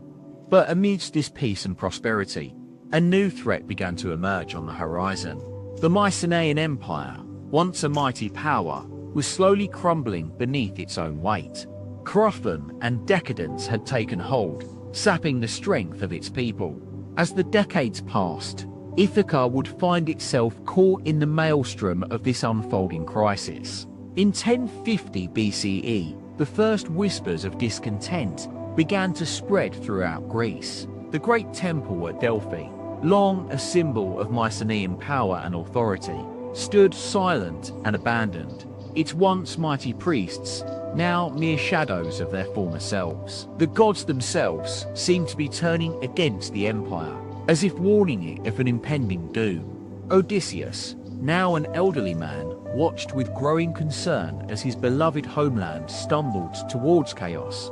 He had fought tirelessly for decades to preserve Ithaca's independence and prosperity, but it seemed that even he could not stem the tide of fate. As the years went by, the Mycenaean Empire continued its downward spiral. In 1000 BCE, the great city of Pylos fell to a rival power, marking the beginning of a new era in Greek politics. Ithaca would soon find itself caught up in this maelstrom, as rival city-states and petty kings jockeyed for position in an increasingly treacherous landscape. Athena's wisdom and compassion were tested to their limits as she navigated this treacherous sea. She continued to watch over the kingdom, guiding its leaders towards wise decisions and cautioning against the siren song of ambition.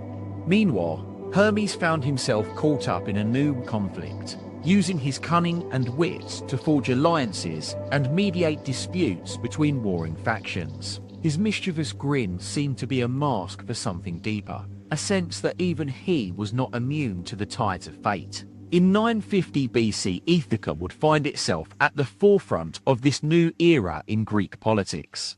The kingdom's leaders, now more than ever dependent on Athena's guidance and Hermes' diplomacy, struggled to maintain their position amidst the turmoil. Odysseus, old and weary, watched as his homeland stumbled to the precipice. And yet, amidst all this chaos and upheaval, something remarkable happened. In 900 BCE, Ithaca would among the ashes of the Mycenaean Empire like a phoenix reborn. A new era of peace and prosperity dawned on the kingdom, fueled by Athena's wisdom and Hermes' cunning diplomacy.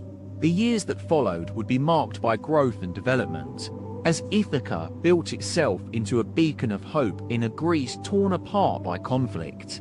Odysseus, his epic journey finally complete, stood as a testament to the enduring power of courage and determination. His story would live on for generations to come, inspiring countless others to navigate the treacherous waters of fate. As we look back on this tumultuous era, it becomes clear that the story of the Odyssey was more than just an epic poem. It was a testament to the indomitable human spirit. Despite the trials and tribulations faced by its heroes, Ithaca emerged stronger and more resilient than ever before. The long-term consequences of these events still resonate today, shaping our understanding of leadership, diplomacy, and the complexities of human nature. As we reflect on this remarkable story, it becomes clear that even in a world marked by chaos and uncertainty, there is always hope for rebirth and renewal. Athena's compassion and wisdom continue to inspire generations of leaders and diplomats, reminding us of the power of justice and morality in shaping our world. Hermes' cunning diplomacy and mischief-making remind us that even in the most turbulent times, wit and creativity can be potent for change. Odysseus himself stands as a testament to the enduring power of courage and determination. his story inspiring countless others to navigate the treacherous waters of fate with confidence and resolve. The memory of Ithaca's struggles and triumphs serves as a reminder that even in the darkest moments, there is always hope for rebirth and renewal. As we draw to a close on this remarkable chapter in Forgotten History Daily, it becomes clear that the story of the Odyssey remains an enduring testament to human ingenuity and resilience. Its themes of leadership, diplomacy, and the complexities of human nature continue to captivate us today, offering timeless insights into the world around us. The legacy of Odysseus lives on, a beacon of hope in a world still marked by conflict and uncertainty. His story reminds us that even amidst chaos and upheaval, there is always the possibility for rebirth and renewal, and that with courage, determination, and a dash of mischief, we can navigate even the most treacherous of lands. As we close this chapter on Forgotten History Daily, let us remember the words of Athena herself. The gods themselves may be turned against you, but it is not they who bring about your downfall, only your own actions. But the story of the Odyssey is more than just a testament to human ingenuity and resilience. It's also a reminder that even the most epic of tales can be marred by betrayal, deception, and heartbreak. As we delve deeper into the world of ancient Greece, we find ourselves entangled in a web of intrigue and deceit, where loyalty and honor are constantly called into question. Odysseus' journey home after the fall of Troy was not without its challenges, but it's what happened on the island of Ithaca that truly tests his mettle. His wife, Penelope, had been waiting patiently for her husband's return, fending off the advances of the suitors who sought to claim the throne of Ithaca for themselves. But as Odysseus finally sets foot on his beloved homeland, he finds himself in a precarious situation. His own son, Telemachus, is caught in the midst of a power struggle, torn between loyalty to his father. Meanwhile, the gods themselves seem to be at odds with Odysseus' fate. Poseidon, the sea god, has grown disfavor towards him due to a past encounter where Odysseus blinded his son, Polyphemus, the Cyclops. The consequences of this act will soon come back to haunt Odysseus as he tries to reclaim his rightful place on the throne. As we explore the world of the Odyssey, it becomes clear that even in the face of adversity, human nature can be both cruel and capricious. The suitors who seek to claim Ithaca's throne for themselves are a far cry from noble warriors. They're more like opportunistic predators, exploiting the situation for their own gain. But amidst this backdrop of betrayal and deception, there are those who stand by Odysseus, loyal only to him and his cause. His trusted companion, Eurycleia, serves as a beacon of hope in these dark times, her unwavering dedication to Odysseus's well-being serving as a reminder that even in the face of overwhelming odds, as we navigate the complexities of the Odyssey, it's hard not to draw parallels with our own world. We see echoes of contemporary politics and social struggles, the struggle for power, the corrupting influence and ambition, the enduring impact of past mistakes on future generations. And yet, despite these similarities, there's something undeniably timeless about Odysseus' story. His journey is a reminder that even in the most treacherous landscapes, there is always hope for redemption and renewal. As we reflect on his epic 10-year journey home after Troy, it becomes clear that the Odyssey is not just an ancient tale, but a living, breathing testament to the power of human resilience and determination. In the next chapter of Forgotten History Daily, we'll explore one of the most iconic aspects of Odysseus' journey, his encounter with the mythical creatures known as the Sirens. These enchanting beings have captivated artists and writers for centuries, their allure and mystery inspiring countless interpretations and reinterpretations. But what's the real story behind these alluring creatures? What do they represent in the world of the Odyssey? Join us next time on Forgotten History Daily as we delve deeper into the mysteries of ancient Greece. As we delve into the mystique of the Sirens, it's essential to understand their role within the context of Odysseus' journey. These creatures are often depicted as seductive and treacherous, luring sailors to their doom with enchanting songs that cannot be resisted. But what lies beneath this surface-level interpretation? In ancient Greek mythology, the Sirens are associated with the Muses themselves, embodying the alluring power of art and music. Their song is a siren's call, beckoning listeners to surrender to their desires, to abandon reason and succumb to the allure of beauty. For Odysseus, encountering the Sirens poses a grave challenge. As he navigates his ship through treacherous waters, he must resist the temptation of their song, lest he become trapped forever in their grasp. The stakes are high, for surrendering to the Sirens would mean abandoning his quest to reclaim Ithaca and his rightful place as its king. In this moment, Odysseus is forced to confront the very essence of his character. Can he resist the allure of pleasure and desire, or will he succumb to the same weaknesses that have bedeviled him throughout his journey? But what's often overlooked in popular adaptations of the Odyssey is the nuanced portrayal of the Sirens themselves. In Homer's original epic, they are not merely monsters to be feared. Rather, they embody a complex and multifaceted aspect of human nature. Their song represents the eternal struggle between reason and desire, with seductive melody serving as a metaphor for the temptation that lies at the heart of every person. In Christopher Nolan's 2019 film adaptation, the Odyssey is reimagined through the lens of contemporary psychological drama. By exploring the complexities of Odysseus's character, Nolan sheds new light on the human condition, revealing the deep-seated fears and desires that drive us all. In this context, the Sirens become a manifestation of Odysseus's inner demons, their song representing the darkest corners of his own psyche. As we continue our journey through the Odyssey, it's essential to consider the role of the gods in shaping Odysseus's fate. From Zeus and Athena to Poseidon and Apollo, these divine figures weave an intricate web of power and influence that affects every aspect of Odysseus's life. But what lies beneath their motives?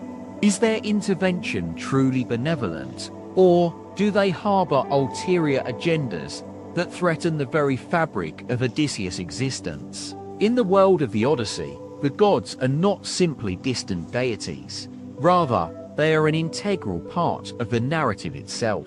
They intervene in human affairs with frequency and often capriciousness, their actions determined by a complex interplay of motivations and desires. And yet, despite their seemingly arbitrary nature, these divine forces serve as a powerful reminder that even in the most trying circumstances, hope remains. For it is precisely this hope that Odysseus, as we navigate the treacherous waters of the Odyssey, it's impossible not to ponder the parallels between ancient Greece and our own world. In both contexts, power struggles and corruption are ever present, with even the noblest among us vulnerable to the insidious influence of ambition. And yet, amidst this backdrop of struggle and strife, there remains a glimmer of hope, a testament to human resilience in the face of overwhelming adversity. In our next chapter, we'll delve deeper into the labyrinth world of ancient Greece, exploring the intricate web of alliances and rivalries that defined the Mycenaean period. We'll examine the true nature of Odysseus' relationship with his wife, Penelope, a woman often reduced to a mere damsel in distress, who proves herself to be a formidable force in her own right. As we continue our journey through the Odyssey, join us next time on Forgotten History Daily, as we shed new light on the most enduring epic of all time. The Odyssey, an epic poem that has captivated audiences for millennia with its tale of adventure, love, and loss. As we delve deeper into the story of Odysseus' journey home after the Trojan War, we find ourselves entwined in a web of intrigue, politics, and mythology that spans the ancient Mediterranean. One of the most fascinating aspects of the Odyssey is its connection to the real-life world of ancient Greece during the 8th century BCE. This was an era marked by the rise of city-states such as Athens and Sparta, which would eventually give birth to some of the greatest civilizations in human history. At the heart of this world was the Mycenaean period, a time of great cultural and economic growth that saw the development of complex societies and the emergence of influential leaders. As we navigate the twists and turns of Odysseus' journey, it becomes clear that his experiences are not merely fantastical tales, but rather reflections of the real-life struggles faced by ancient Greece. The Odyssey is, in fact, a rich tapestry woven from historical events, mythological figures, and personal stories that offer a glimpse into the world of 8th century BCE Greece. One of the most intriguing mysteries surrounding the Odyssey concerns the life of its supposed author, Homer. While scholars continue to debate his existence and identity, many believe that he was a traveling bard who composed epics based on oral traditions passed down through generations. Little is known about Homer's personal life, but it is thought that he may have lived in the 8th or 7th century BCE, during the reign of King Alcinous, a ruler mentioned in the Odyssey. In 700 BCE, King Alcinous, also known as Lycaon, ruled over the kingdom of Phaeacia. His court was renowned for its wisdom and sophistication, attracting scholars, poets, and musicians from across the ancient world. It is within this context that Odysseus arrives on the shores of Phaeacia, where he becomes embroiled in a complex web of politics and diplomacy. During his time on Phaeacia, Odysseus' close bonds with King Alcinous and his queen, Arete. These relationships are critical to understanding the nuances of ancient Greek culture, as they reveal the deep connections between rulers, nobles, and their subjects. The queens of ancient Greece played a significant role in the governance of their respective kingdoms, often exercising considerable influence over state affairs. Arete, the queen of Phaeacia, is an enigmatic figure who defies categorization, while her husband, King Alcinous, is portrayed as wise and just. Arete's own character remains shrouded in mystery. Some scholars believe that she may have been a priestess or a high-ranking official within the kingdom, given her prominence in the Odyssey. One of the most surprising aspects of the Odyssey concerns its connections to the ancient Greek concept of ethos. This term referred to the reputation or character of an individual, which was often shaped by their actions and experience. In Odysseus' case, his ethos is deeply rooted in his identity as a hero, forged during the Trojan War. The Odyssey offers fascinating insights into the psychological aspects of warfare and its impact on soldiers and civilians alike. During the Mycenaean period, war was an integral part of life, with battles often fought over resources, territory, and honor. The trauma experienced by Odysseus and his comrades is palpable in the Odyssey, reflecting the very real consequences of conflict on individuals and societies. One of the lesser-known aspects of the Odyssey concerns its use of mythological figures as symbols for various themes and ideas. For example, the Cyclops Polyphemus represents the brutal and unyielding power of nature. His cave serves as a metaphor unknown, an abyss that must be confronted by Odysseus in order to reclaim his identity. In 720 BCE, during the reign of King Alcinous' father, King Phares II, Phaeacia experienced significant economic growth and cultural development. The kingdom's extensive trade networks connected it with other major powers across the Mediterranean, making it an essential hub for commerce and learning. As we continue our journey through the Odyssey, it becomes clear that Odysseus's experiences are inextricably linked to the broader historical context of ancient Greece. This story reflects not only the myths and legends of the time, but also the social, economic, and cultural dynamics that shaped the world around him. The Mycenaean period, spanning from approximately 1600 to 1100 BCE, saw significant advancements in governance, trade, and warfare. The development of complex societies, such as those at Knossos on Crete and Tiryns in Greece, gave rise to powerful rulers who forged alliances with neighboring states. In the city-state of Pylos, Located on the west coast of Greece, archaeologists have discovered a vast archive of clay tablets dating back to around 1200 BCE. These tablets reveal an intricate system of governance, where nobles and officials managed complex administrative tasks and kept track of economic transactions. The story of the Odyssey is thus woven from multiple strands: mythological tales, historical events, and personal stories that offer a glimpse into the world of ancient Greece during its most formative period. As we reflect on this epic poem, it becomes clear that Odysseus's journey home after the Trojan War serves not merely as a tale of adventure, but also as a reflection of the human condition in all it. In exploring the Odyssey, we are reminded of the enduring power of myth to capture the essence of human experience. This ancient epic, composed over 2,800 years ago, continues to captivate audiences with its timeless themes and universal emotions. As we conclude this chapter in our exploration of the Odyssey, join us next time on Forgotten History Daily as we delve deeper into the mysteries surrounding this iconic epic poem. In the next installment, we will examine the role of the Iliad, another ancient Greek epic attributed to Homer, in shaping our understanding of the Odyssey. We'll explore how these two poems reflect the broader cultural and historical context of ancient Greece during its Mycenaean period. The intersection between myth and history offers a rich tapestry that underlies the narrative of the Odyssey. By peeling back the layers of this complex world, we begin to appreciate the enduring significance of Homer's epic poem as a testament to human resilience and the power of storytelling itself. As we venture further into the world of ancient Greece, remember that even the most seemingly fantastical tales hold secrets and mysteries waiting to be uncovered. Join us next time on Forgotten History Daily for more unexpected insights into this fascinating period in history.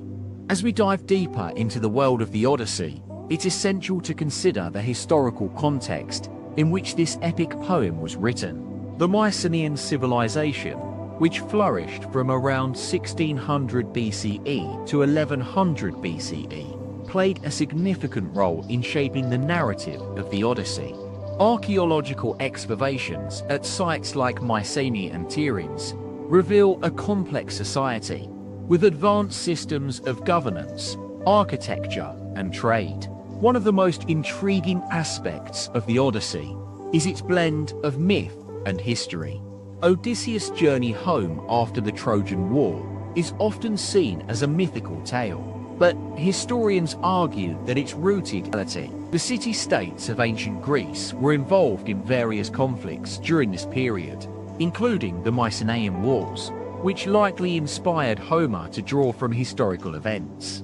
Odysseus himself may have been a legendary figure based on a real individual who lived around 1200 BCE. Some theories suggest that he was a prince or king of Ithaca, one of the islands in the Ionian Sea. According to myth, Odysseus' homecoming was marked by the slaying of his wife's suitors and the reclaiming of his throne. However, the Odyssey also contains elements of history that have been largely overlooked. For instance, the account of the Cyclops, Polyphemus, is often seen as a fantastical episode in the poem. Yet, some researchers believe that it might be based on an encounter between ancient Greeks and a tribe of nomadic shepherds, or cave dwellers. The Iliad, another epic attributed to Homer, contains similar references to encounters with monstrous creatures. These mythical episodes are not just mere entertainment, but offer insight into the cultural and psychological fears of the time. The Sirens song, which lures sailors to their doom, may have been inspired by the sea goddess, Calypso's seductive powers. This echoes ancient Greek mythology's preoccupation with the complexities of female power and the dangers of feminine allure. As we navigate the world of the Odyssey, it becomes increasingly clear that myth, history, and psychology are intertwined threads in this epic poem. Odysseus' journey is not just a tale of adventure, but an exploration of human nature, exposing vulnerabilities and insecurities that remain relevant today. The role of the gods in the Odyssey is another crucial aspect to consider. They're often depicted as capricious beings who manipulate events from afar.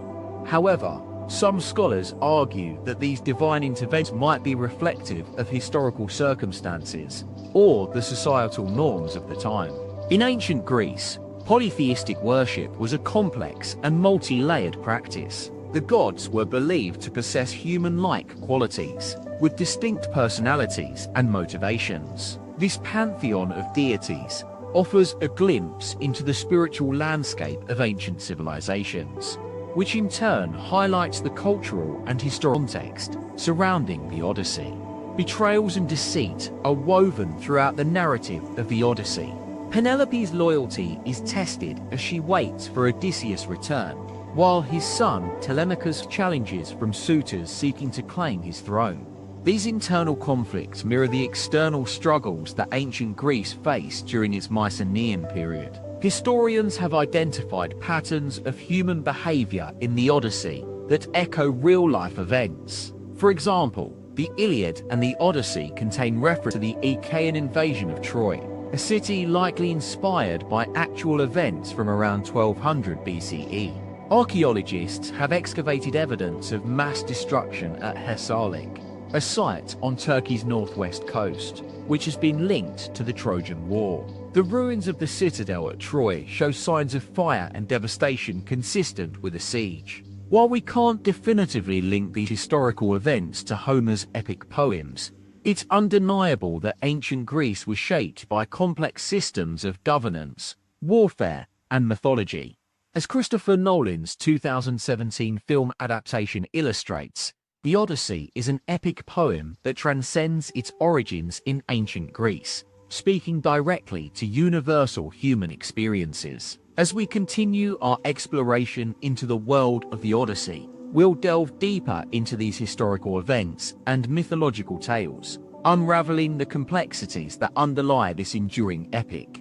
Join us next time on Forgotten History Daily as we examine the intersection between history, mythology, and psychology in the Odyssey's most iconic episodes. The wrath of Poseidon, the cunning of Athena, and the return of Odysseus. As we delve deeper into the world of the Odyssey, a fascinating tale of power, deceit, and the complexities of human nature begins to emerge. But what lies beyond the surface of this ancient epic?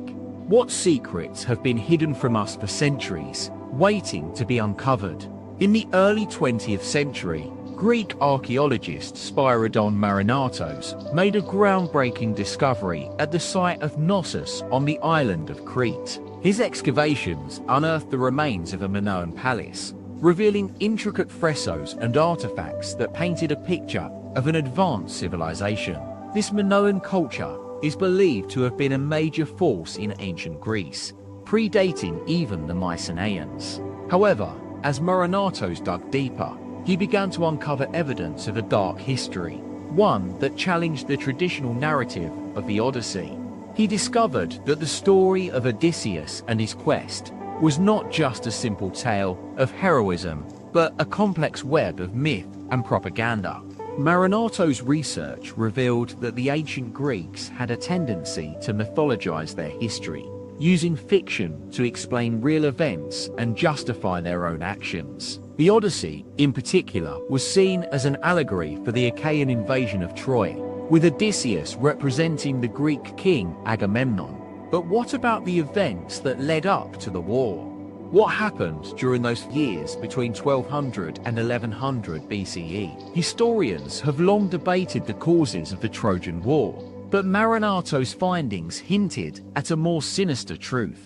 It is now widely accepted that the Achaean invasion was not just a simple act of aggression, but a complex web of politics, power struggles, and economic interests. The Mycenaeans were expanding their territories, seeking to dominate the eastern Mediterranean, while the Minoans were resisting their advances. The Odyssey, in this context, becomes a propaganda tool, used by the Achaean kings to justify their actions and demonize their enemies. Odysseus' journey home is not just a tale of adventure, but a cleverly crafted narrative that shapes public opinion and secures the power of the ruling elite. But what about the role of the gods in this story? Were they merely capricious deities, or actual figures who played a part in shaping human history? Recent research by historian Martin L. West has shed light on this question, revealing that the pantheon of Greek gods was not as fixed as previously thought. West's studies suggest that these divine beings were, in fact, a collection of cults and myths that evolved over time. The cult of Poseidon, for example, was likely centered in the Peloponnese region, while the worship of Zeus was prevalent in the Eastern Mediterranean. These gods, far from being omnipotent deities, represented complex systems of power and authority that were integral to ancient Greek society.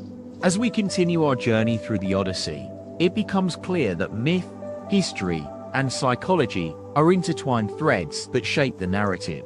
But what lies beyond this epic? What secrets have been hidden from us for centuries? One of the most intriguing aspects of this story is the role of women in shaping ancient Greek society. Penelope's loyalty to Odysseus is often cited as a symbol of feminine virtue, but recent research has revealed that women played far more complex roles in shaping history.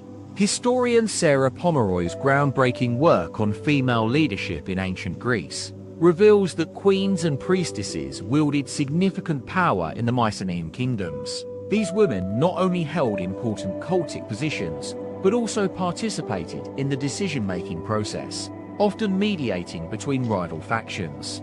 In this context, Penelope becomes more than just a faithful wife.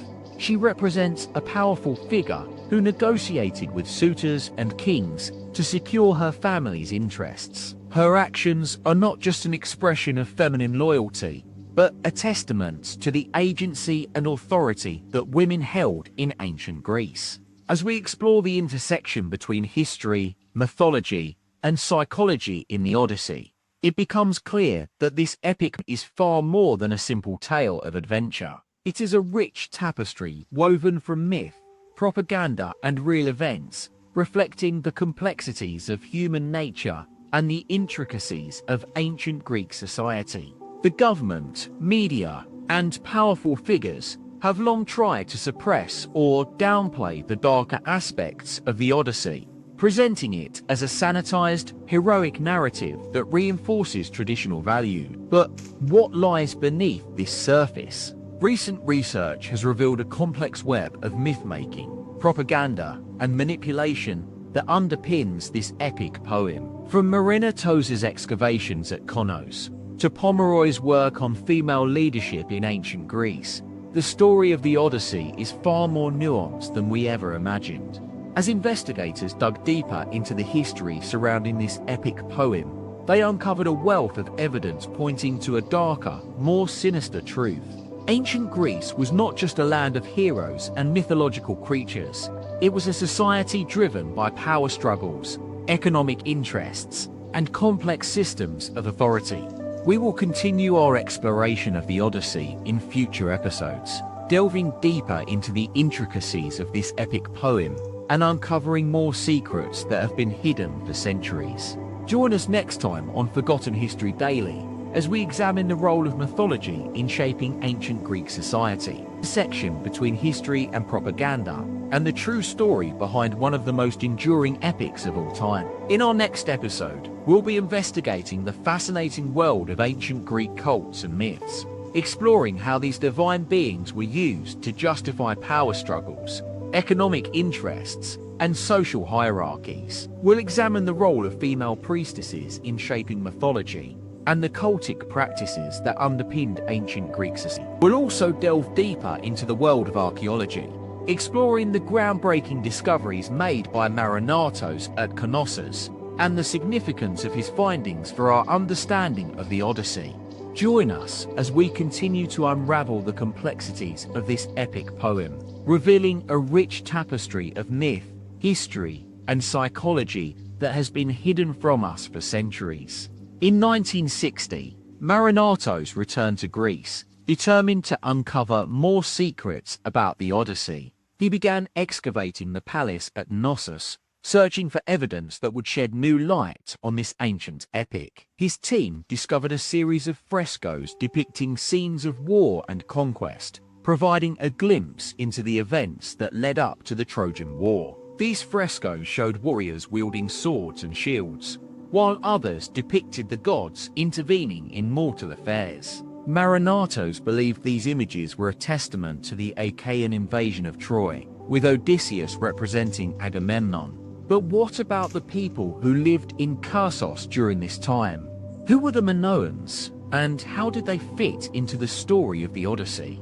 Archaeologists have long debated the role of the Minoans in ancient Greece, with some arguing that they were a peaceful civilization, while others claimed they were a major force in shaping the region.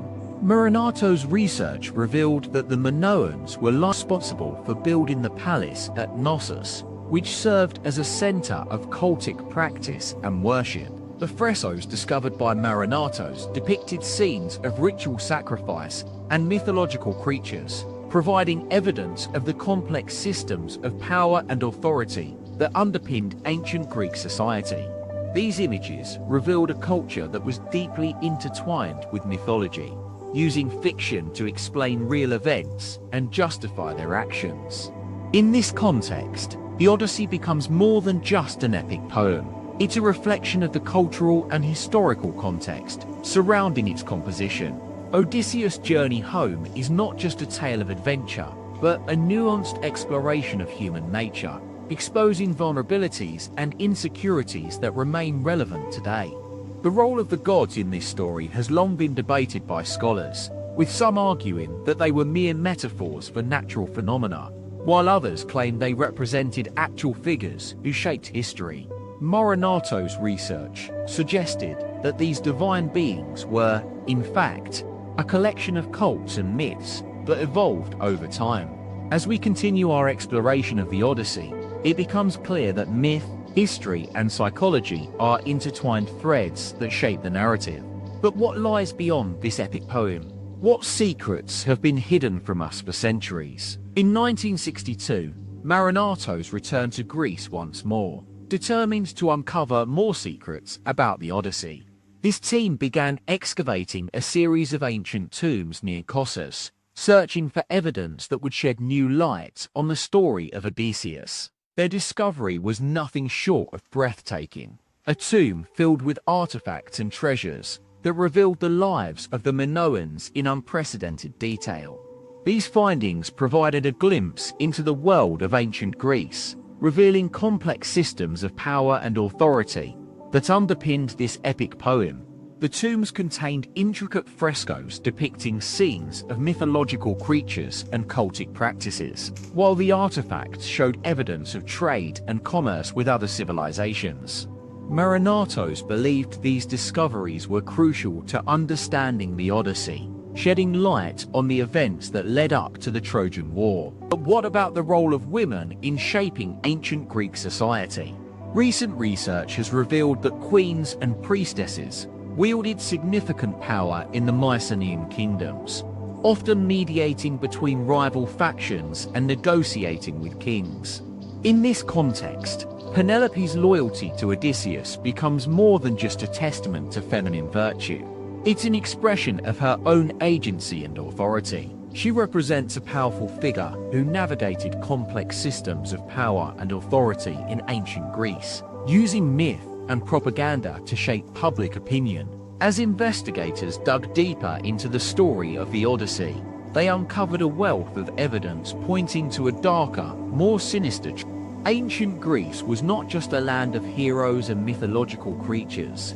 It was a society driven by power struggles, economic interests, and complex systems of authority.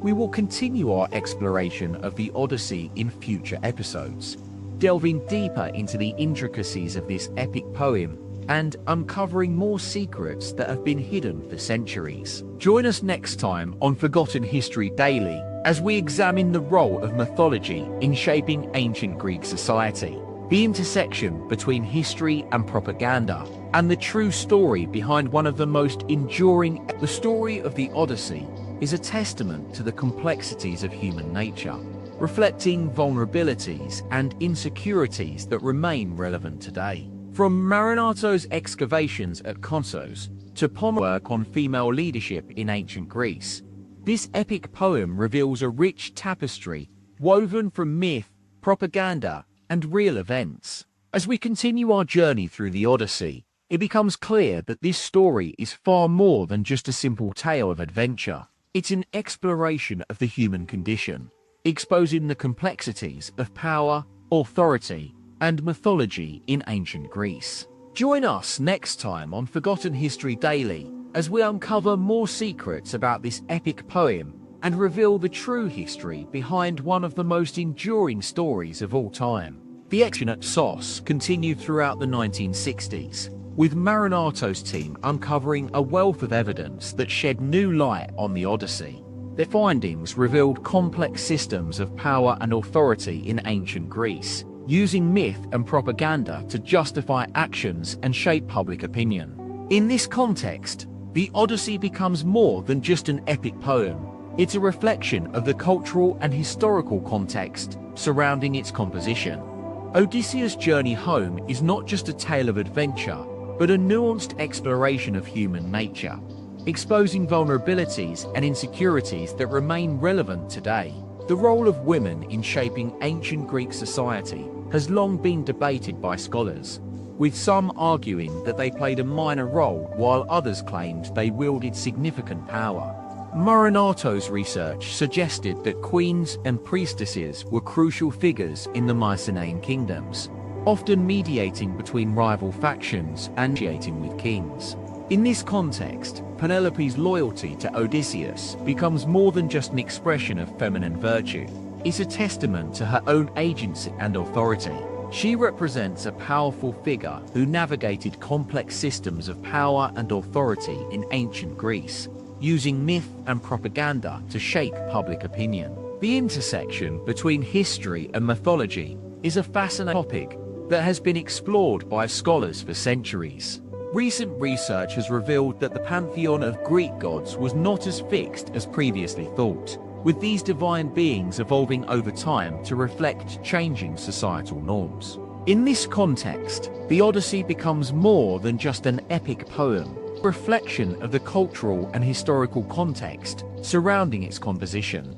Odysseus' journey home is not just a tale of adventure, but a nuanced exploration of human nature, exposing vulnerabilities and insecurities that remain relevant today. The excavations at Knossos continued throughout the 1970s, with Marinato's team uncovering a wealth of evidence that shed new light on the Odyssey. Their findings revealed complex systems of power and authority in ancient Greece, using myth and propaganda to justify actions and shape public opinion. In this context, the Odyssey becomes more than just an epic poem. It's a reflection of the cultural and historical context surrounding its composition. Odysseus' journey home is not just a tale of adventure, but a nuanced exploration of human nature, exposing vulnerabilities and insecurities that remain relevant today.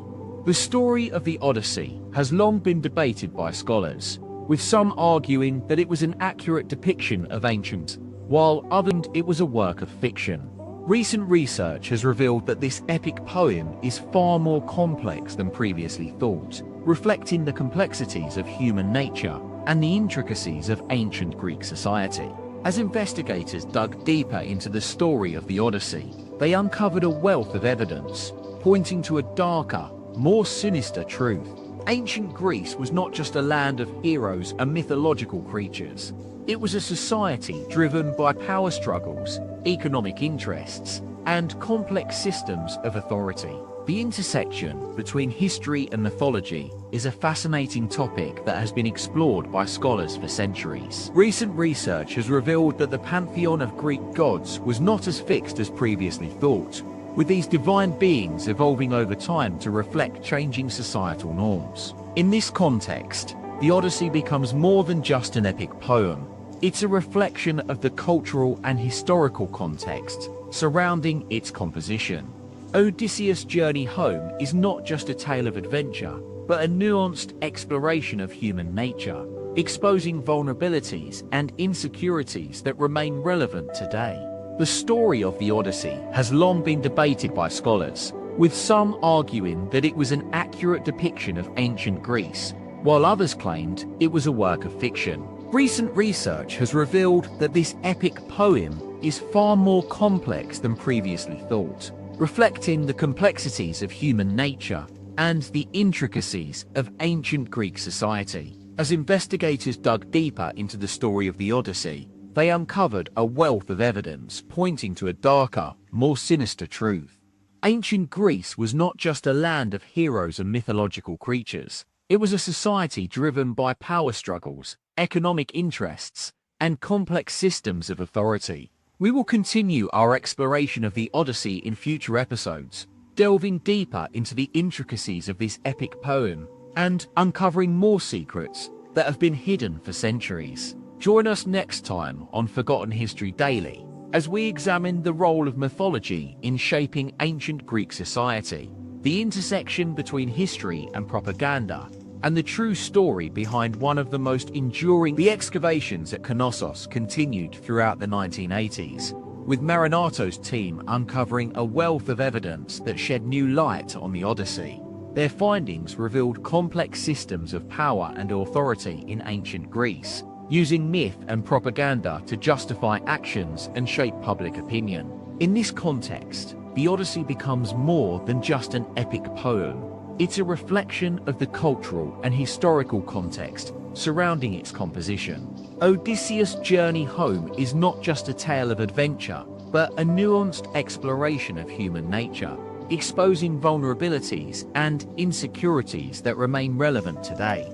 The story of Odyssey has long been debated by scholars, with some arguing that it was an accurate depiction of ancient Greece, while others claimed it was a work of fiction. Recent research has revealed that this epic poem is far more complex than previously thought, reflecting the complexities of human nature and the intricacies of ancient Greek society.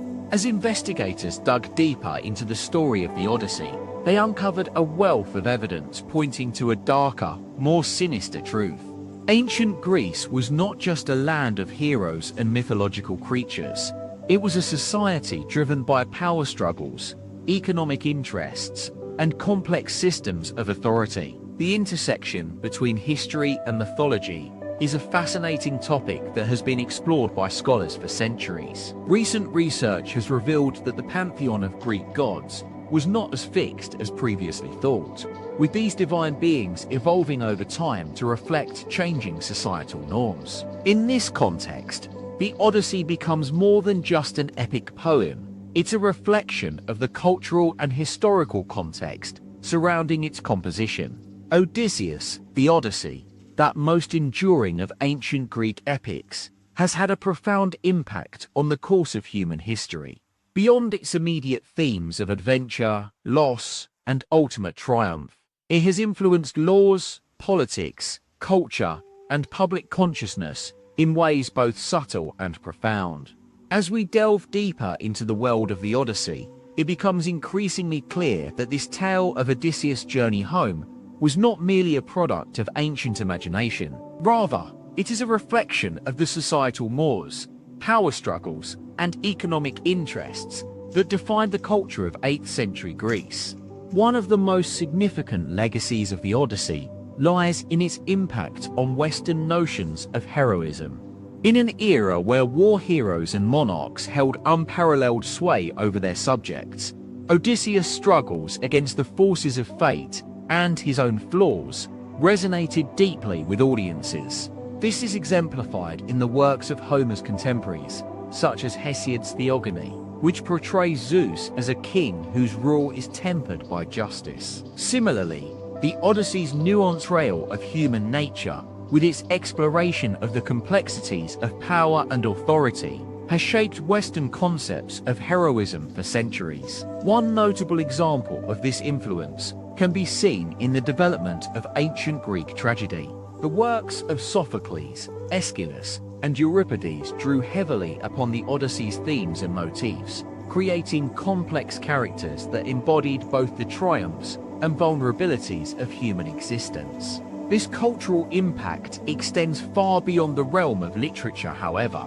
As we examine the laws and politics of ancient Greece, it becomes clear that the Odyssey played a significant role in shaping societal norms and expectations. For instance, the concept of hubris, the excessive pride or arrogance that often precedes downfall, can be seen as a direct influence of the Odyssey's exploration of Odysseus' flaws. This idea was later incorporated into ancient Greek law, where it was used to justify punishments for transgressors who had committed crimes out of hubris. Moreover, the Odyssey's portrayal of the struggles between authority figures and those under their command has informed Western notions of power dynamics for millennia.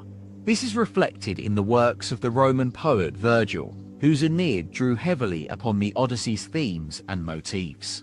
As we explore the intersection between history and mythology, it becomes increasingly clear that the Odyssey was not simply a work of literature, but rather an expression of the societal norms and expectations of ancient Greece. This cultural significance is further underscored by its enduring impact on public consciousness. In this regard, the image of Odysseus as a cunning, resourceful hero who outwits his enemies has become synonymous with Western notions of success and triumph. From Alexander the Great to Napoleon Bonaparte, leaders have drawn upon the Odyssey's themes and motifs in their own struggles for power and glory. One notable example of this can be seen in the story of Pericles, one of ancient Athens' most influential statesmen. According to Plutarch's Lives of the Noble Greeks and Romans, Pericles was deeply influenced by the Odyssey, drawing upon its themes and motifs in his own struggle against Sparta during the Peloponnesian War. This influence extends beyond the realm of politics, however, with many literary works drawing upon the Odyssey's imagery and themes. From James Joyce's Ulysses to Homer's Iliad, which shares a common narrative thread with the Odyssey, this epic poem has left an indelible mark on Western culture. In conclusion, as we continue our exploration of the world of the Odyssey, it becomes increasingly clear that its impact extends far beyond the realm of literature. This ancient Greek epic has shaped laws, politics, culture, and public consciousness in ways both subtle and profound. Its influence can be seen in the development of Western concepts of heroism, power dynamics, and societal norms. Its themes and motifs have been drawn upon by leaders, writers, and artists for millennia, ensuring its place as one of the most enduring works of literature in human history. As we continue our journey through this ancient epic poem, we will delve deeper into the intricacies of its narrative thread, exploring the intersection between history and mythology that has shaped Western culture.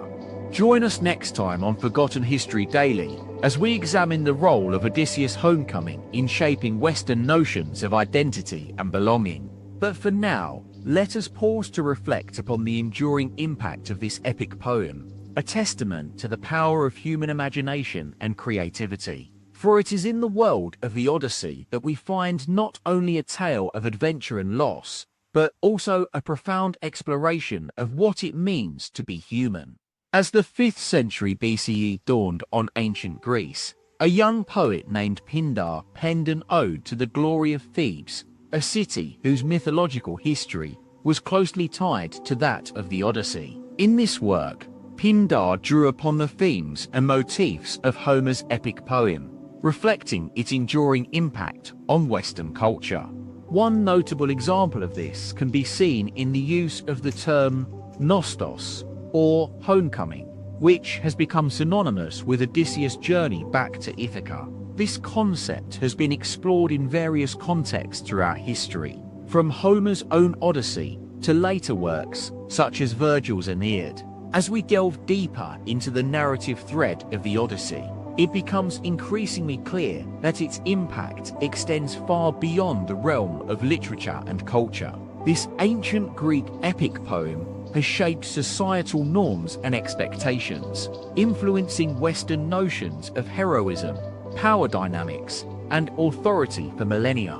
One notable example of this can be seen in the development of Western jurisprudence. As early as 300 BCE, the Athenian statesman Demosthenes drew upon the Odyssey's themes and motifs in his defense against charges of impiety. This intersection between history and mythology has been explored by scholars for centuries, with many drawing upon the Odyssey's imagery and themes to understand the complexities of human nature. As we continue our journey through this ancient epic poem, it becomes increasingly clear that its impact extends far beyond the realm of literature and culture. In conclusion, as we reflect upon the enduring legacy of the Odyssey, it becomes increasingly clear that its influence has been profound and lasting. From Western concepts of heroism to societal norms and expectations, this ancient Greek epic has left an indelible mark on human history. Join us next time on Forgotten History Daily, as we explore further the intersection between history and mythology in ancient Greece. As we delve deeper into the narrative thread of the Odyssey, it becomes increasingly clear that Odysseus' epic journey home was not just a personal quest for reunion with his loved ones, but also a reflection of the society. In this context, we must consider the role of the gods in shaping human destiny. The Olympian pantheon, as depicted in the Odyssey, is comprised of complex deities with their own distinct personalities and motivations. Zeus, the supreme ruler, is often seen as a just and fair god, while Poseidon, on the other hand, is infamous for his wrath towards Odysseus. The dichotomy between these two gods serves as a powerful metaphor for the human condition, highlighting the struggle between fate and free will. The goddess Athena, patron deity of wisdom and war, plays a pivotal role in guiding Odysseus on his journey. Her counsel and assistance serve as a catalyst for Odysseus' successes, while her rivalry with Poseidon underscores the ever-shifting dynamics of divine intervention. The interactions between mortals and gods are fraught with tension, illustrating the fragile balance between human agency and divine influence. One of the most fascinating aspects of the Odyssey is its portrayal of the Cyclops Polyphemus, a one-eyed giant who serves as a symbol of the unknown. Odysseus' encounter with this fearsome creature marks a pivotal moment in his journey, demonstrating the hero's resourcefulness and cunning in the face of overwhelming adversity. Scholars have long debated the origins and significance of the Cyclops myth, with some arguing that it reflects the pre-Greek Minoan culture of Crete. Others see Polyphemus as an embodiment of the fearsome wilderness, a force to be conquered by human ingenuity. Whatever its origins, this encounter serves as a powerful testament to Odysseus' indomitable will and his ability to adapt in the face of unimaginable danger. The next stage of our journey takes us to the realm of the Sirens, enchanting creatures whose alluring song proves irresistible to sailors. Homer's vivid description of these mythical beings has captivated audiences for centuries, with their mournful melody serving as a poignant reminder of the human condition. Namely, that even in the face of unimaginable beauty, as we continue to explore the Odyssey, it becomes increasingly clear that its themes and motifs serve not only as a reflection of ancient Greek culture, but also as a mirror held up to human nature. The epic poem's exploration of love, loss, betrayal, and redemption continues to resonate with audiences today, reminding us that even in the face of unimaginable hardship, hope can be found. In our next segment, we will delve deeper into the realm of the gods, examining their roles as arbiters of fate and destiny. We will also explore the impact of the Odyssey on Western literature and culture, tracing its influence from ancient Greece to modern cinema, including Christopher Nolan's ambitious adaptation, which we will examine in greater detail. For now, let us reflect upon the power of myth to shape our understanding of human history and the complexities of the human condition. As we navigate the intricate web of narrative that is the Odyssey, it becomes increasingly clear that its impact extends far beyond the realm of literature and culture. influencing societal norms and expectations. Join us next time on Forgotten History Daily as we continue to uncover the hidden threads that weave together this epic poem. As we explore the realm of the gods in the Odyssey, it becomes apparent that their influence extends far beyond the mortal world. The divine pantheon of Greek mythology, comprising Zeus, Athena, Poseidon, and others, serves as a complex web of power dynamics, with each god vying for control and manipulation of human affairs. This delicate balance is expertly woven by Homer to create a rich tapestry of intrigue and deception. At the center of this celestial drama stands Zeus, king of the gods, whose rule is challenged by his wife Hera's machinations. The Olympian gods often find themselves embroiled in the mortal world, as we see with Athena's unwavering support for Odysseus, or Poseidon's relentless pursuit of the hero. This divine involvement has far-reaching consequences, blurring the lines between fate and free will. One such instance is the betrayal that Odysseus suffers at the hands of his own men. The crew, driven mad by a combination of circumstances, mistake their leader for a common sailor and devour him. Homer portrays this pivotal moment as both a symbol of human fallibility and the capricious of fate. This tragic event serves as a turning point in our narrative, highlighting the tension between human and divine wills. As Odysseus' own fate hangs in the balance, we are reminded that even in the most desperate moments, there lies an underlying resilience, one that can overcome the harshest of circumstances. The question arises, what role do the gods play in shaping the Odyssey's epic journey?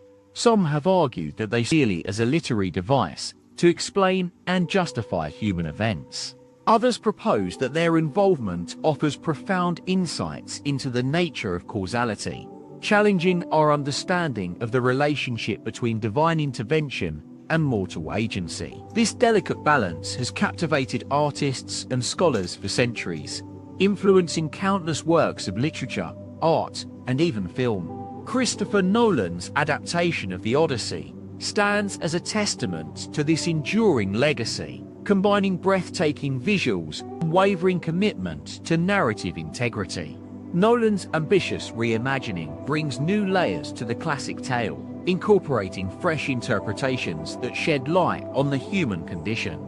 This bold approach invites viewers to rethink their understanding of the Odyssey and its themes, inviting a deeper exploration into the nature of heroism, sacrifice, and redemption. As we delve further into the film adaptation, it becomes clear that Nolan drew upon Homer's masterwork as a springboard for creative experimentation.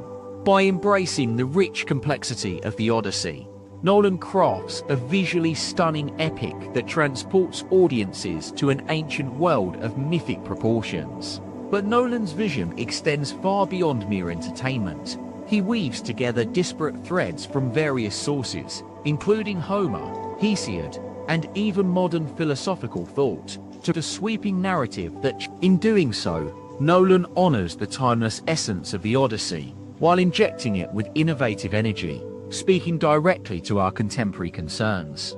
In the next segment of our journey through the Odyssey, we will delve into the fascinating world of Homeric scholarship, exploring the many schools of thought regarding its authorship and cultural context. We will also examine how Christopher Nolan's adaptation reflects his broader interests in existential philosophy and psychological complexity. But for now, let us pause to ponder the enduring legacy of this epic poem, a testament to human imagination that continues to shape our understanding of history, literature, and ourselves. Join us next time on Forgotten History Daily as we continue to uncover the rich tapestry of the Odyssey's historical context, creative evolution, and ongoing influence. As we continue our journey through the world of the Odyssey, let us not forget that amidst the grand epic of heroism and divine intervention, there exist countless personal stories of ordinary people caught up in these. It is the year and 200 BCE, and the city of Ithaca is abuzz with activity. Merchants and traders from all corners of the eastern Mediterranean have arrived to sell their wares and exchange stories of far-off lands. Amidst this vibrant tapestry of human endeavor, one figure stands out, a humble merchant named Sophos. Sophos had built his life around the sea trade, plying the waters between Ithaca and Egypt in search of exotic sloes and fine silks. His small fleet of ships had made him a respected member of the community, and his generosity was well known throughout the island. However, as the years passed, Sophos began to feel the weight of age, and the memory of his own epic journey, one he had undertaken as a young man, started to fade. Sophos' story begins in 1230 BCE, when the great siege of Troy still echoed through the Mediterranean. As a young sailor on a ship from Ithaca, Sophos had sailed with Odysseus and his men into the heart of chaos. Though he was not a member of Odysseus' personal crew, Sophos had been part of the larger fleet assembled by King Menelaus to reclaim Helen. Sophos' own experience during the siege would stay with him for the rest of his life, an experience that left an indelible mark on his psyche. He recalled the terror of navigating through treacherous waters, dodging the clashing ships and the relentless barrage of arrows from the Trojan walls. As a merchant, Sophos had also witnessed firsthand the desperation of those attempting to flee war-torn Troy. Years later, as the city's ruins were still smouldering, Sophos began his own perilous journey back to Ithaca. His ship was one of the few that made it out unscathed, carrying with them tales of the devastation and the countless lives lost during the siege. Though Sophos never spoke much about these events, the weight of them hung heavy in his heart, a testament to the enduring impact of war on the human spirit. Meanwhile, another figure emerges from the shadows, Eriphyle, a young priestess of Hera living in Ithaca's sacred grove. Eriphyle's connection to Odysseus is more tenuous than one might expect. As the daughter of an Ithacan family, she was well aware of the legendary exploits of their beloved king, though her own path had led her down a very different road. Eriphyle's life revolved around the intricate rituals and ceremonies honoring Hera, the queen of the gods. She took great pride in preserving the sacred traditions, and passed on to her by generations of priestesses. Though her role as a mediator between the divine and mortal worlds was revered, Eriphyle's personal struggles with faith were quietly brewing beneath the surface. As we delve deeper into the lives of these ordinary people, caught up in Odysseus' epic journey, it becomes clear that their experiences are inextricably linked to the myth itself. Their stories, woven from threads of love, loss, and resilience, become an integral part of the Odyssey's timeless tapestry. Consider Elpane, a devoted servant in the household of King Alcinous, one of the few people who welcomed Odysseus during his long sojourn on Phaeacia. Though her life is often overshadowed by the epic deeds of others, Elpane's daily struggles paint a poignant picture of domesticity and duty. Living in an era where marriage was as much about securing economic alliances as it was about love, Elpane's existence revolved around the needs of those above her, namely King Alcinous' household. Her devotion to caring for his family would eventually take her across the Mediterranean, when she found herself part of a large retinue accompanying Odysseus on his final journey home. And then there is the enigmatic figure of Polyxena, sister to the doomed Paris and, by extension, niece to King Menelaus. Her fate became inextricably linked with that of her brother's ill-fated escapade to Troy. The tragic events unfolding during the siege weighed heavily on Polyxena's conscience. The once promising life she had envisioned for herself was now tainted by the shadows of her family's infamy. Though not directly involved in Odysseus' epic journey, Polyxena's experiences were an integral part of the broader mythic narrative. The consequences of war and the weight of inherited shame become her constant companions. As we continue to weave together these disparate threads, the complexities of human experience come sharply into focus. Amidst the grandeur of mythological epics, We find people such as Sophos, ordinary sailors and servants, whose lives were touched by events far greater than their own individual circumstances. These stories speak directly to our contemporary concerns about the nature of heroism and the impact of war on individuals and communities. They remind us that even amidst epic narratives of grand adventure, it is often in the quiet moments of everyday life that we find profound lessons on resilience, sacrifice, and redemption. In the next segment of Forgotten History Daily, we will delve further into the fascinating world of Homeric scholarship, examining the many schools of thought regarding its authorship and cultural context. We will also explore how Christopher Nolan's adaptation reflects his broad interests in existential philosophy and psychological complexity. But for now, let us pause to reflect on the lives of these ordinary people caught up in Odysseus' epic journey. Their stories an essential part of the rich tapestry that the Odyssey has become. Join us next time as we continue our exploration into the hearts and minds of those who lived through some of history's most pivotal moments. As we venture further into the realm of the Odyssey, it's essential to acknowledge that this epic tale has been shrouded in mystery and controversy for millennia. Scholar and enthusiasts alike continue to unravel the tangled threads of history, myth, and legend that comprise Odysseus' journey. One aspect that has garnered significant attention is the identity of the enigmatic poet Homer, attributed as the author of the Iliad and the Odyssey.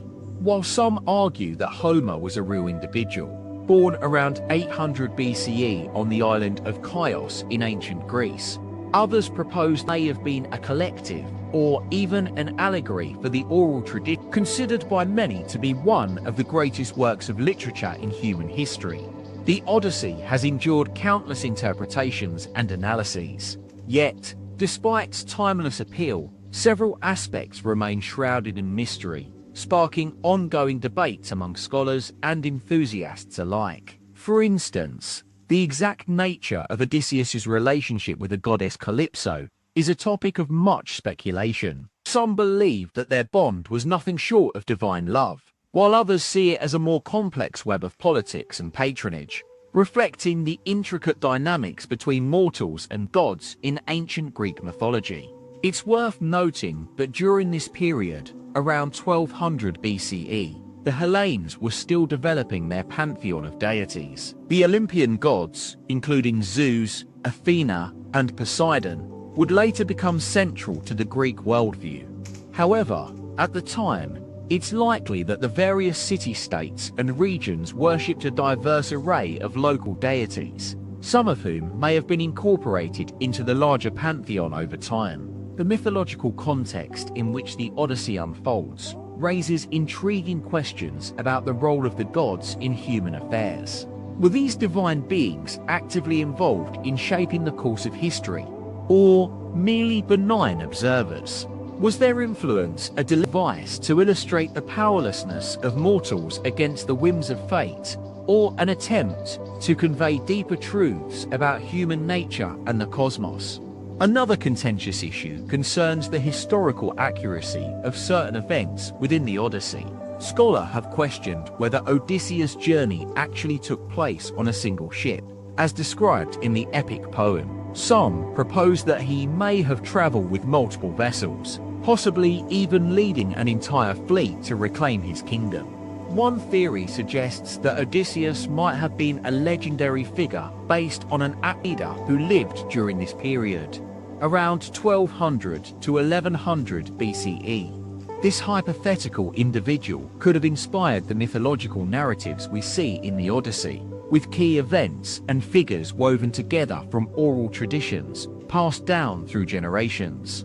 As historians continue to excavate the archaeological record and unravel the complexities of ancient Greek society, some intriguing possibilities emerge. For instance, recent discoveries suggest that around 1200 BCE, various city-states and regions were engaged in extensive trade networks spanning the Mediterranean, including the Minoan civilization on Crete. It's possible that Odysseus' journey took place within this context, with his travels reflecting not only mythological events, but also historical realities of cultural exchange and conflict. His encounters with diverse cultures and civilizations could be seen as a manifestation of these early globalized networks, which would eventually give rise to the Hellenistic empires in Greece.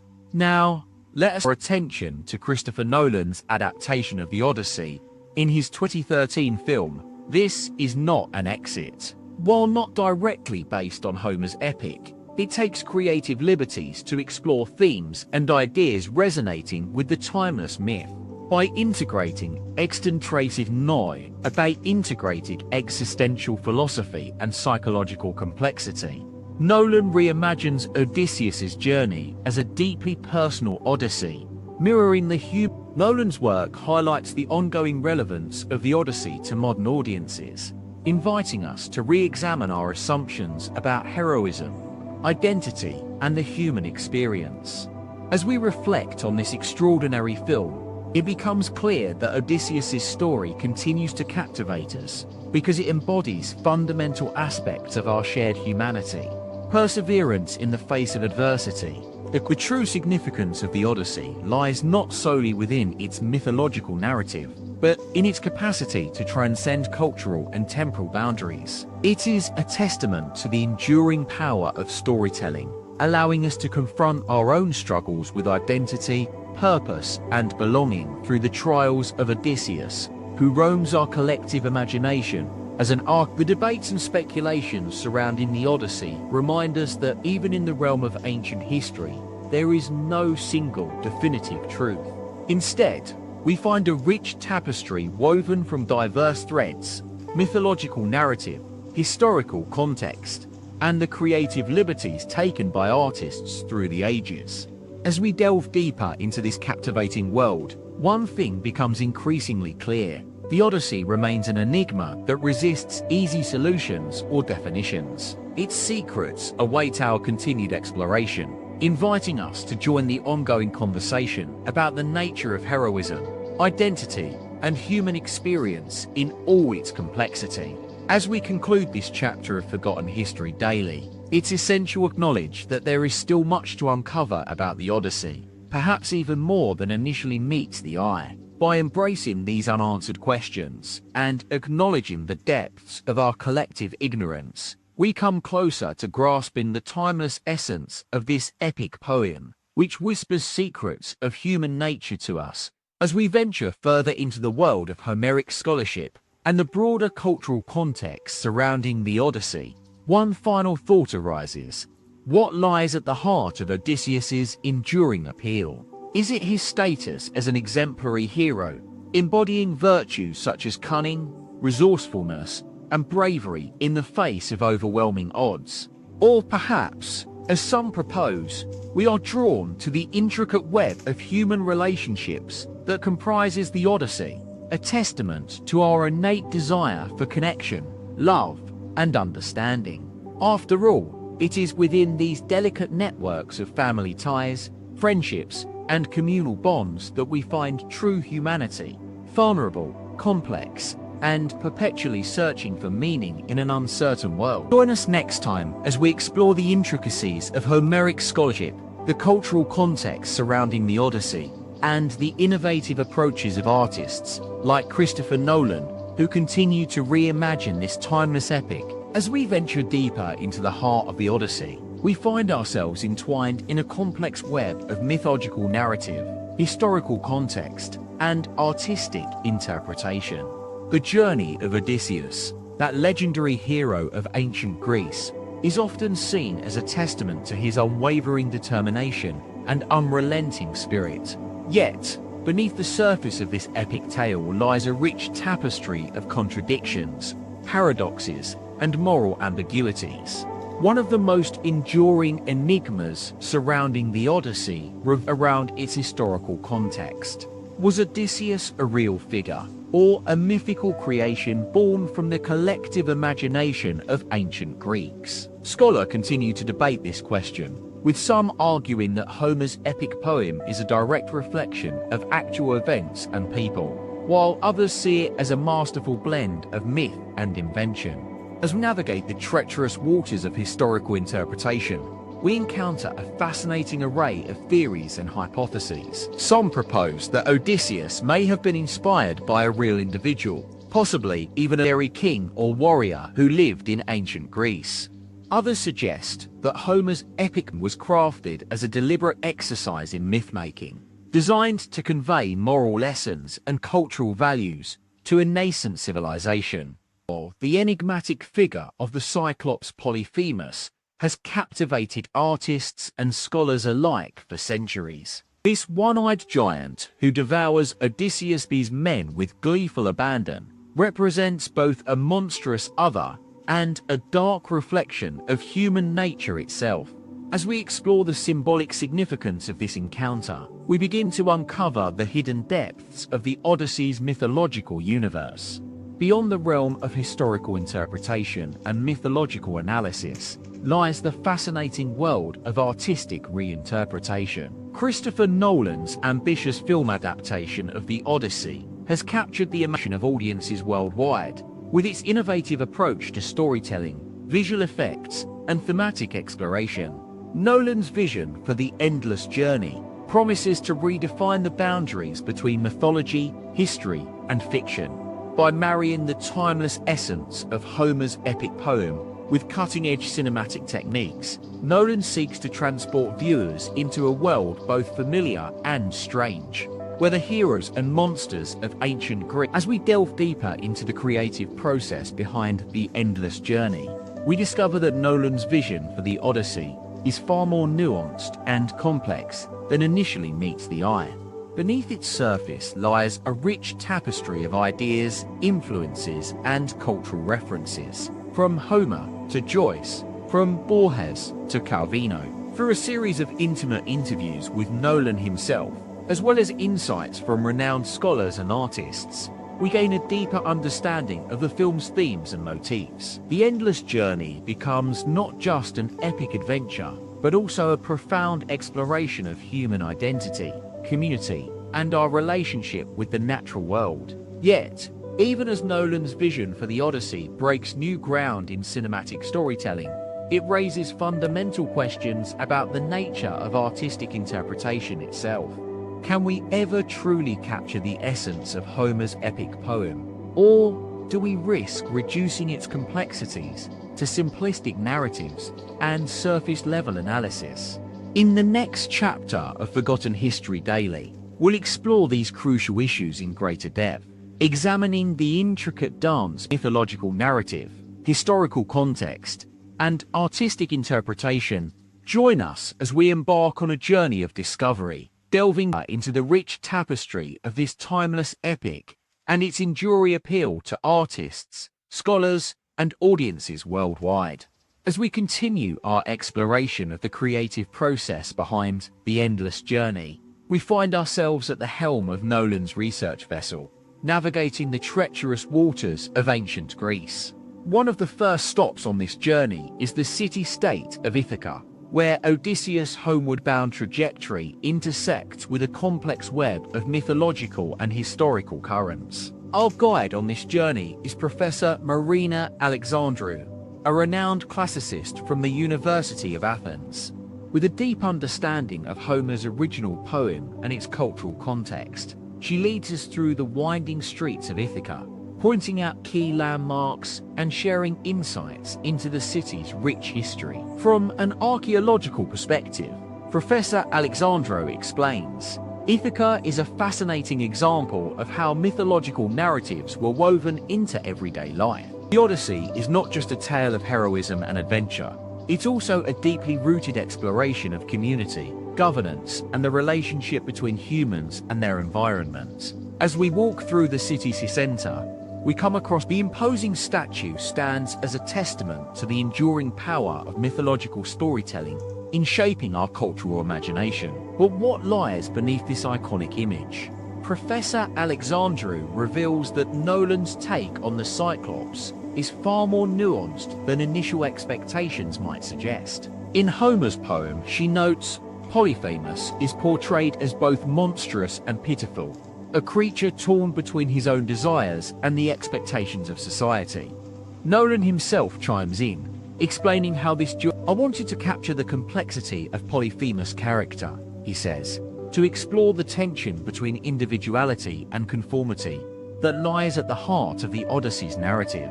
As we delve deeper into Ithaca, here, Nolan's approach takes an intriguing turn as he reveals his fascination with the Sirens' role in the original poem. For me, he explains, the Sirens represent a fundamental aspect of human psychology, our innate desire to explore and navigate the unknown, while also confronting the risks associated with it. Together, they developed an innovative sonic approach that incorporates ancient instruments and musical motifs to create a hauntingly beautiful soundtrack. But what lies beyond the surface of this musical tapestry? How do the Sirens' song and the Cyclops' roar weave together in Nolan's grand narrative? To answer these questions, we embark on a journey into the realm of mythological symbolism, where human psychology and natural phenomena converge. We explore the themes of seduction and control, mirroring the ways in which ancient cultures understood the power dynamics between humans and the gods.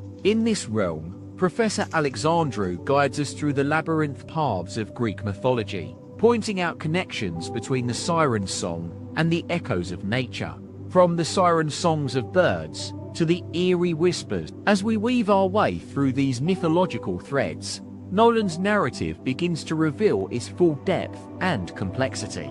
Beneath the epic adventure lies a rich tapestry of psychological insights, cultural critiques, and philosophical musings, each strand intricately woven into the grand narrative of the Odyssey. And yet, as we near the end of this journey, new questions arise. Can we truly capture the essence of Homer's poem? Or do we risk distilling its complexities into simplistic narratives and surface-level analysis? The answer lies in Nolan's own words. The Odyssey is not just a story, it's an invitation to navigate our own inner labyrinths, to explore the depths of human experience, and to confront the unknown. In the next chapter, join us as we venture deeper into the world of Nolan's The Endless Journey, exploring its connections to contemporary concerns, cultural references, and universal themes. As we near the end of our epic journey through the Odyssey, it's clear that Christopher Nolan's film is more than just a cinematic retelling of Homer's classic tale. It's an immersive experience that delves deep into the human psyche, exploring the complexities of identity, morality, and the search for home. The 21st century's penchant for nostalgia and historicalism has led to a renewed interest in ancient narratives like the Odyssey. Nolan's adaptation is no exception, drawing on the rich cultural heritage of Greece to create a film that's both a testament to Homer's artistry and a reflection of our own times. In recent years, scholars have debated the historicity of the Odyssey, with some arguing that it's based on real events and others seeing it as purely mythological. Whatever the truth may be, one thing is certain: Nolan's film captures the essence of the poem's timelessness. Around 800 BCE, the Odyssey has endured for millennia, captivating audiences with its timeless themes of love, loss, and the human condition. Nolan's vision for The Endless Journey, as he calls his film, is one that honors Homer's original intent, while also acknowledging the cultural and historical context in which it was written. By weaving together fragments of mythological symbolism, psychological insights, and philosophical musings, Nolan creates a rich tapestry that invites us to reflect on our own place within the grand narrative as we step out of the world of Ithaca and into the 21st century. We're left with more questions than answers. What does it mean for us today to embark on our own endless journey through life? How do we navigate the labyrinths of our own making, where the sirens of temptation beckon and the Cyclops of fear loom large? These are the questions that Homer's Odyssey has been asking for millennia, and Nolan's film offers no easy answers. Instead, it invites us to step into the shadows, to confront the unknown, and to find our own path home. A journey that will be uniquely ours, yet forever tied to the timeless tale of Odysseus, the legend. And as we close this chapter on the Odyssey, we're left with one final question. What lies at the heart of our own Odyssey? As we delve deeper into the world of Homer's epic poem, it becomes clear that Odysseus' journey is not just a physical one, but also an emotional and psychological one. His struggles to reclaim his throne and reunite with his family are mirrored in the inner turmoil he faces as he confronts the various challenges on his path. One of the most iconic and enduring aspects of the Odyssey is the encounter between Odysseus and the Cyclops, Polyphemus. This monstrous figure, a one-eyed giant, has become synonymous with the dangers that lie outside the walls of civilization. But what does this mythological creature represent in the context of the poem? Is he simply a symbol of brute force, or is there something more nuanced at play? Scholars have long debated the origins and meaning behind the Cyclops myth. Some see Polyphemus as a representation of the untamed forces of nature, while others believe him to be the destructive power of unchecked ambition. Nolan's film takes a more nuanced approach, suggesting that the Cyclops represents the darker aspects of human nature, our capacity for violence, our tendency towards self-destruction. In this interpretation, Odysseus' decision to blind Polyphemus can be seen as a commentary on the futility of trying to defeat or control the uncontrollable. Rather than attempting to vanquish the Cyclops, Odysseus uses his cunning and intelligence to outwit him, highlighting the importance of strategic thinking in the face of adversity. As we navigate the twists and turns of Odysseus' journey, it becomes increasingly clear that he is not just a hero, but also a symbol of human vulnerability. His struggles to adapt to new situations, to find his place within the world, are universal and timeless. And yet, despite the many challenges he faces, Odysseus remains steadfast in his determination to return home. What drives press on, even in the face of seemingly insurmountable obstacles? Is it a desire for power, or perhaps a need for validation? Nolan's film suggests that it is something more profound, a deep-seated sense of belonging. Odysseus' journey is not just about reclaiming his throne, but also about reuniting with those he loves and finding his place within the world.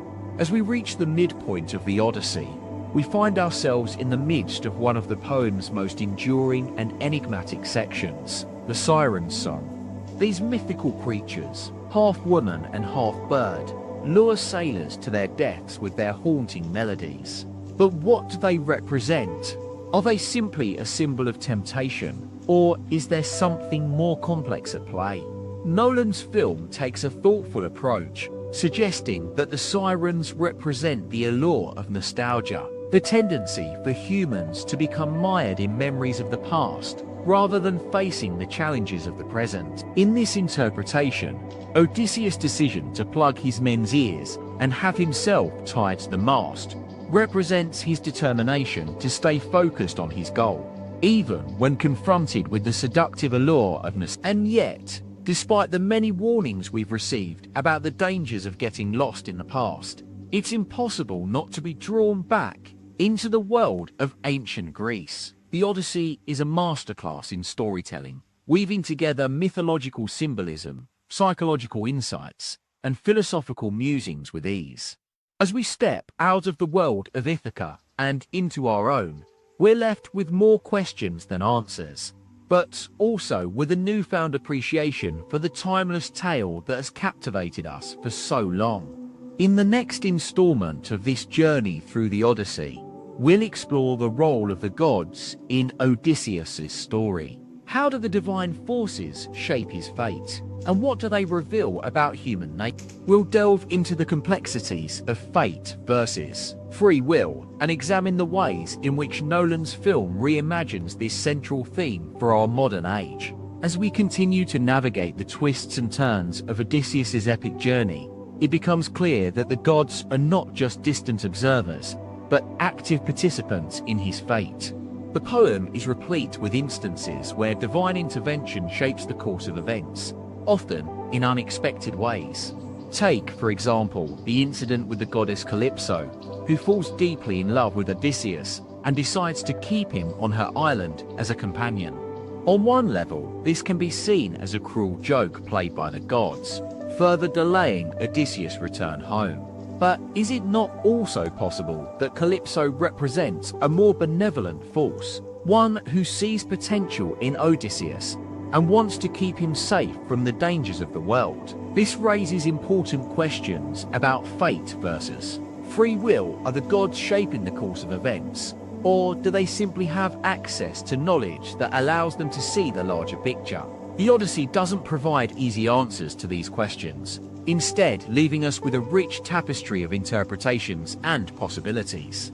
Nolan's film takes this ambiguity as its central theme. Rather than portraying the gods as all-powerful or omniscient, he depicts them as complex characters in their own right, flawed, capricious, and sometimes even cruel. This approach allows for a nuanced exploration of human nature, revealing that our destinies are shaped by a multitude of factors, including chance, circumstance, and personal choice. One of the most striking aspects of the Odyssey is its portrayal of the gods as fallible beings, susceptible to the same flaws and weaknesses as mortals. Zeus's own infidelity becomes a key plot point in the story, highlighting the arbitrary nature of divine power. This portrayal has significant implications for our understanding of human morality. If even the gods can succumb to base desires, what does that say about our own capacity for good or evil? As we move deeper into the Odyssey, we find ourselves confronting some of the most complex and nuanced characters in all of literature. Take, for example, the figure of Hermes, messenger of the gods and Odysseus' frequent guide on his journey. On one hand, Hermes represents a kind of omniscient authority, guiding Odysseus through the twists and turns of his fate. But as we delve deeper into the story, it becomes clear that Hermes is also a trickster figure, often playing both sides against each other in order to advance his own interests. This ambivalence serves as a powerful commentary on the nature of power and authority. Just as Hermes operates outside the strict moral boundaries of human society, so too do the gods navigate a realm that is at once divine and human. This tension between the two worlds is what gives the Odyssey its unique shape, a work of mythology that simultaneously transcends and reflects the limitations of mortal experience. As we continue to explore this fascinating world, we find ourselves confronting some of the darkest corners of human nature. Take, for example, the tragic figure of Odysseus' companion, Philoctetes, who becomes trapped on a remote island by the treacherous sea god, Hermes. The incident serves as a chilling reminder of the brutal and often arbitrary world that Odysseus navigates.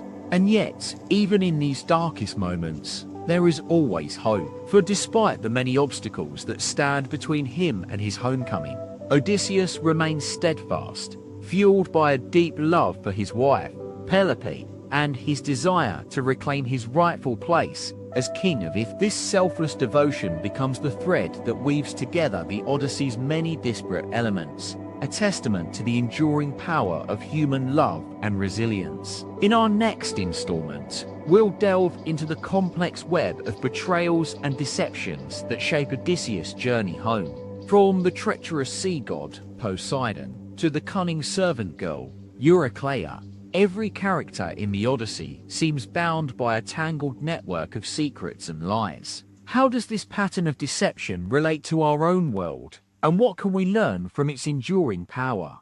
As we delve deeper into the intricate web of betrayals and deceptions that surrounds Odysseus, it becomes clear that the concept of loyalty is a tenuous one at best. Take, for example, the character of Athena, who serves as both Odysseus' patron deity and his greatest ally.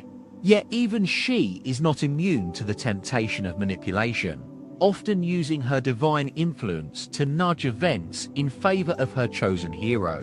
But what about those who are less well connected, like the loyal servants of Odysseus, who find themselves caught in the crossfire of their master's epic struggle? Take Eurycleia, for instance, a devoted servant who is tasked with caring for Penelope while Odysseus is away. But despite her unwavering dedication to her mistress and lord, Eurycleia becomes embroiled in a tangled web of secrets and lies. Her true loyalties are constantly tested as she navigates the treacherous landscape of Ithaca's palace. This pattern of deception serves as a powerful commentary on the nature of power dynamics in ancient Greece, where loyalty was often rewarded with favor, but betrayal could be punished with cruelty. And yet, it is precisely this fluidity that makes the Odyssey so fascinating. A world where nothing is ever quite what it seems, and even the most trusted allies can become treacherous adversaries. But how does this relate to our own world? In an era marked by social media scandals, corporate espionage, and government surveillance, we would do well to remember the timeless lessons of the Odyssey. For in a society where secrets are currency, loyalty is often a luxury that few can afford, and deception has become a tool of the trade.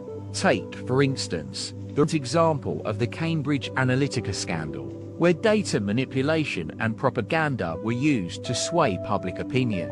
In this case, the deceptions of a few clever individuals had far-reaching consequences, shaking the very foundations of democracy itself. And yet, it is precisely in these moments of crisis that we are reminded of the enduring power of human resilience. Just as Odysseus weathered the storm of his journey home, so too can we navigate the treacherous. As we continue to explore the world of the Odyssey, we begin to see a more nuanced picture emerging, one where gods and mortals alike are bound by complex webs of obligation, loyalty, and deceit. And it is precisely this complexity that makes the epic so enduring, a work that continues to captivate audiences with its timeless themes of power, identity, and the human condition. In our next installments, we'll delve into one of the most infamous episodes in the Odyssey's history, the encounter between Odysseus and the Sirens. A mythical creature so beguiling it has become synonymous with temptation itself. What lies beneath its alluring surface? And how does this enigmatic figure serve as a commentary on the nature of human desire? We'll also be joined by Dr. Kos, Maria Zorzi, a renowned expert in ancient Greek mythology, who will shed light on the cultural context behind the Odyssey's most enduring symbols and themes, from the cyclical nature of time to the role of women in ancient Greece.